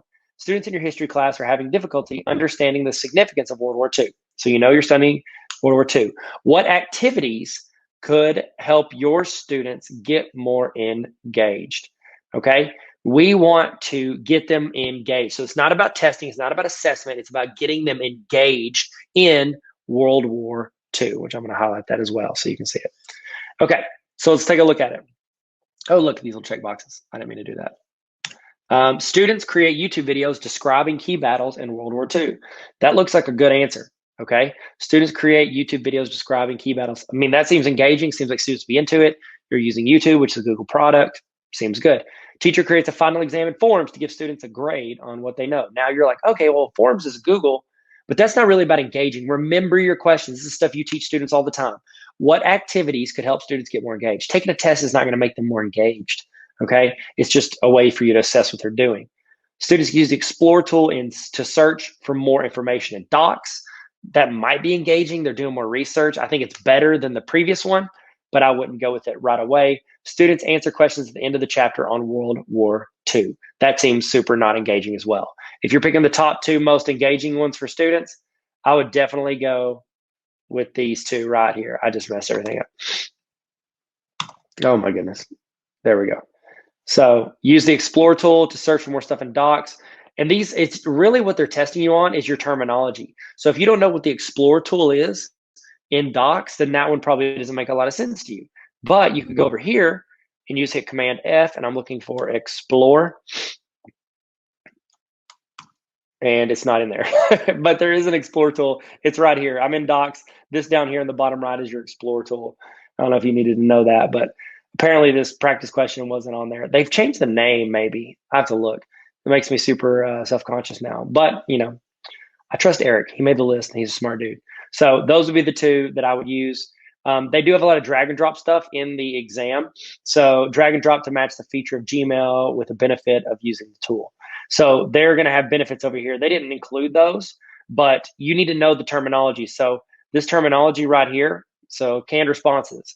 I've actually done videos on this. I've done training. I've included in my Patreon group. It's the stuff where it's like you can build templates out. They call those canned responses. They're just email templates where you can send it, like open up an email, click it, and it like fills in everything. So by the way, if you want those, they're on Patreon, and I've got some for discipline and for truancy and if they miss virtual classes. So Patreon. Anytime, anywhere access. So that just means that it's available on the internet. And then labels, that's just the way that Google uses. They also call it tags. So they tag in there as well.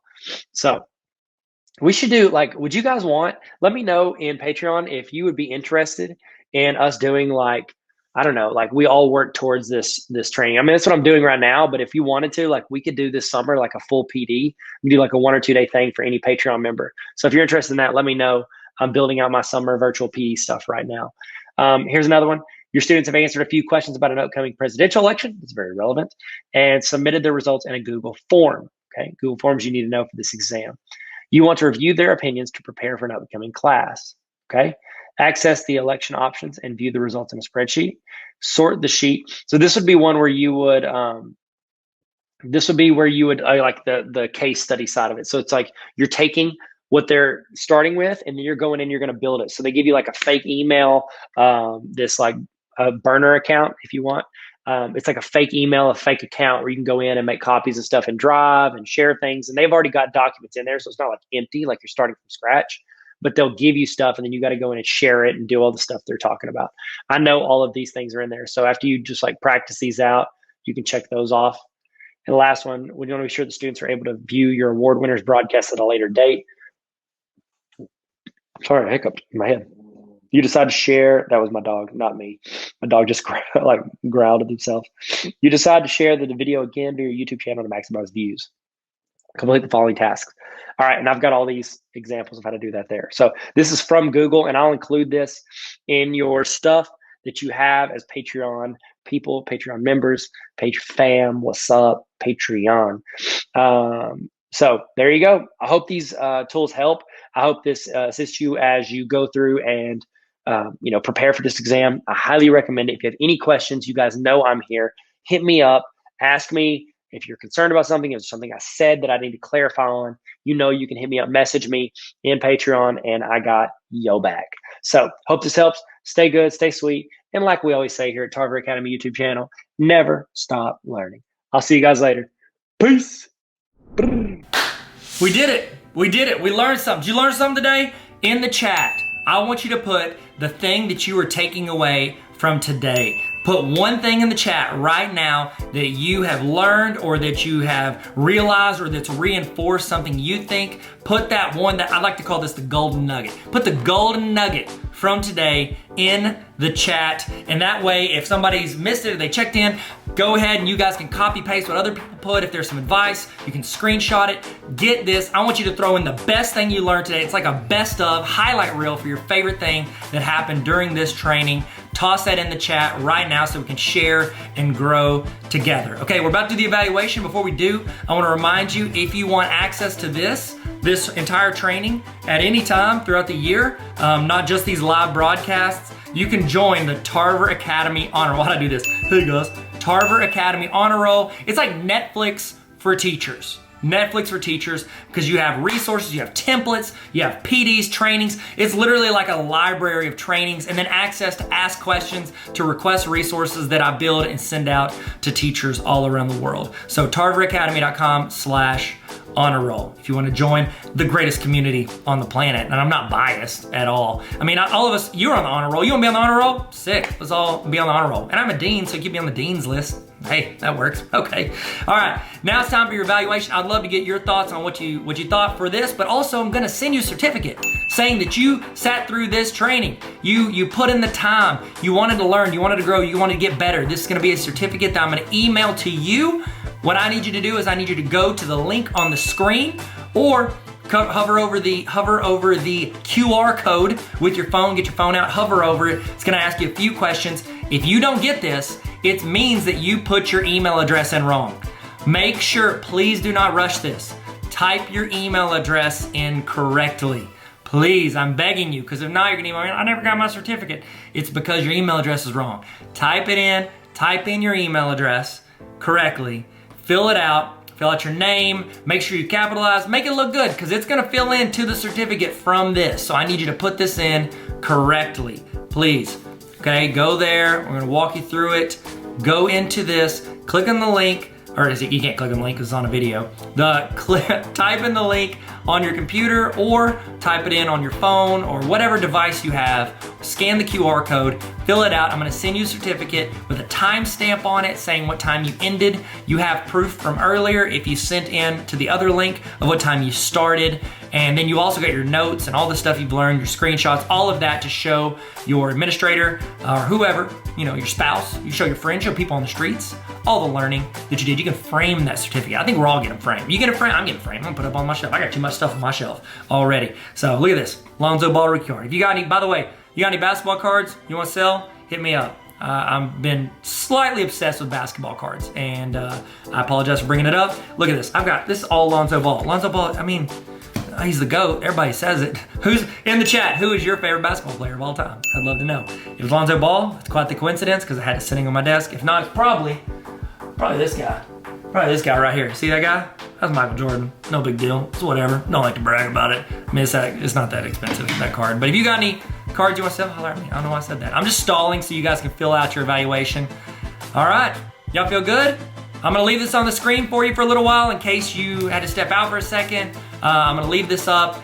Thank you again so much for your attention and your time and everything that you put into learning and growing with us today. I'm Tyler, this is Tarver Academy. Let's learn to have fun. See you guys later.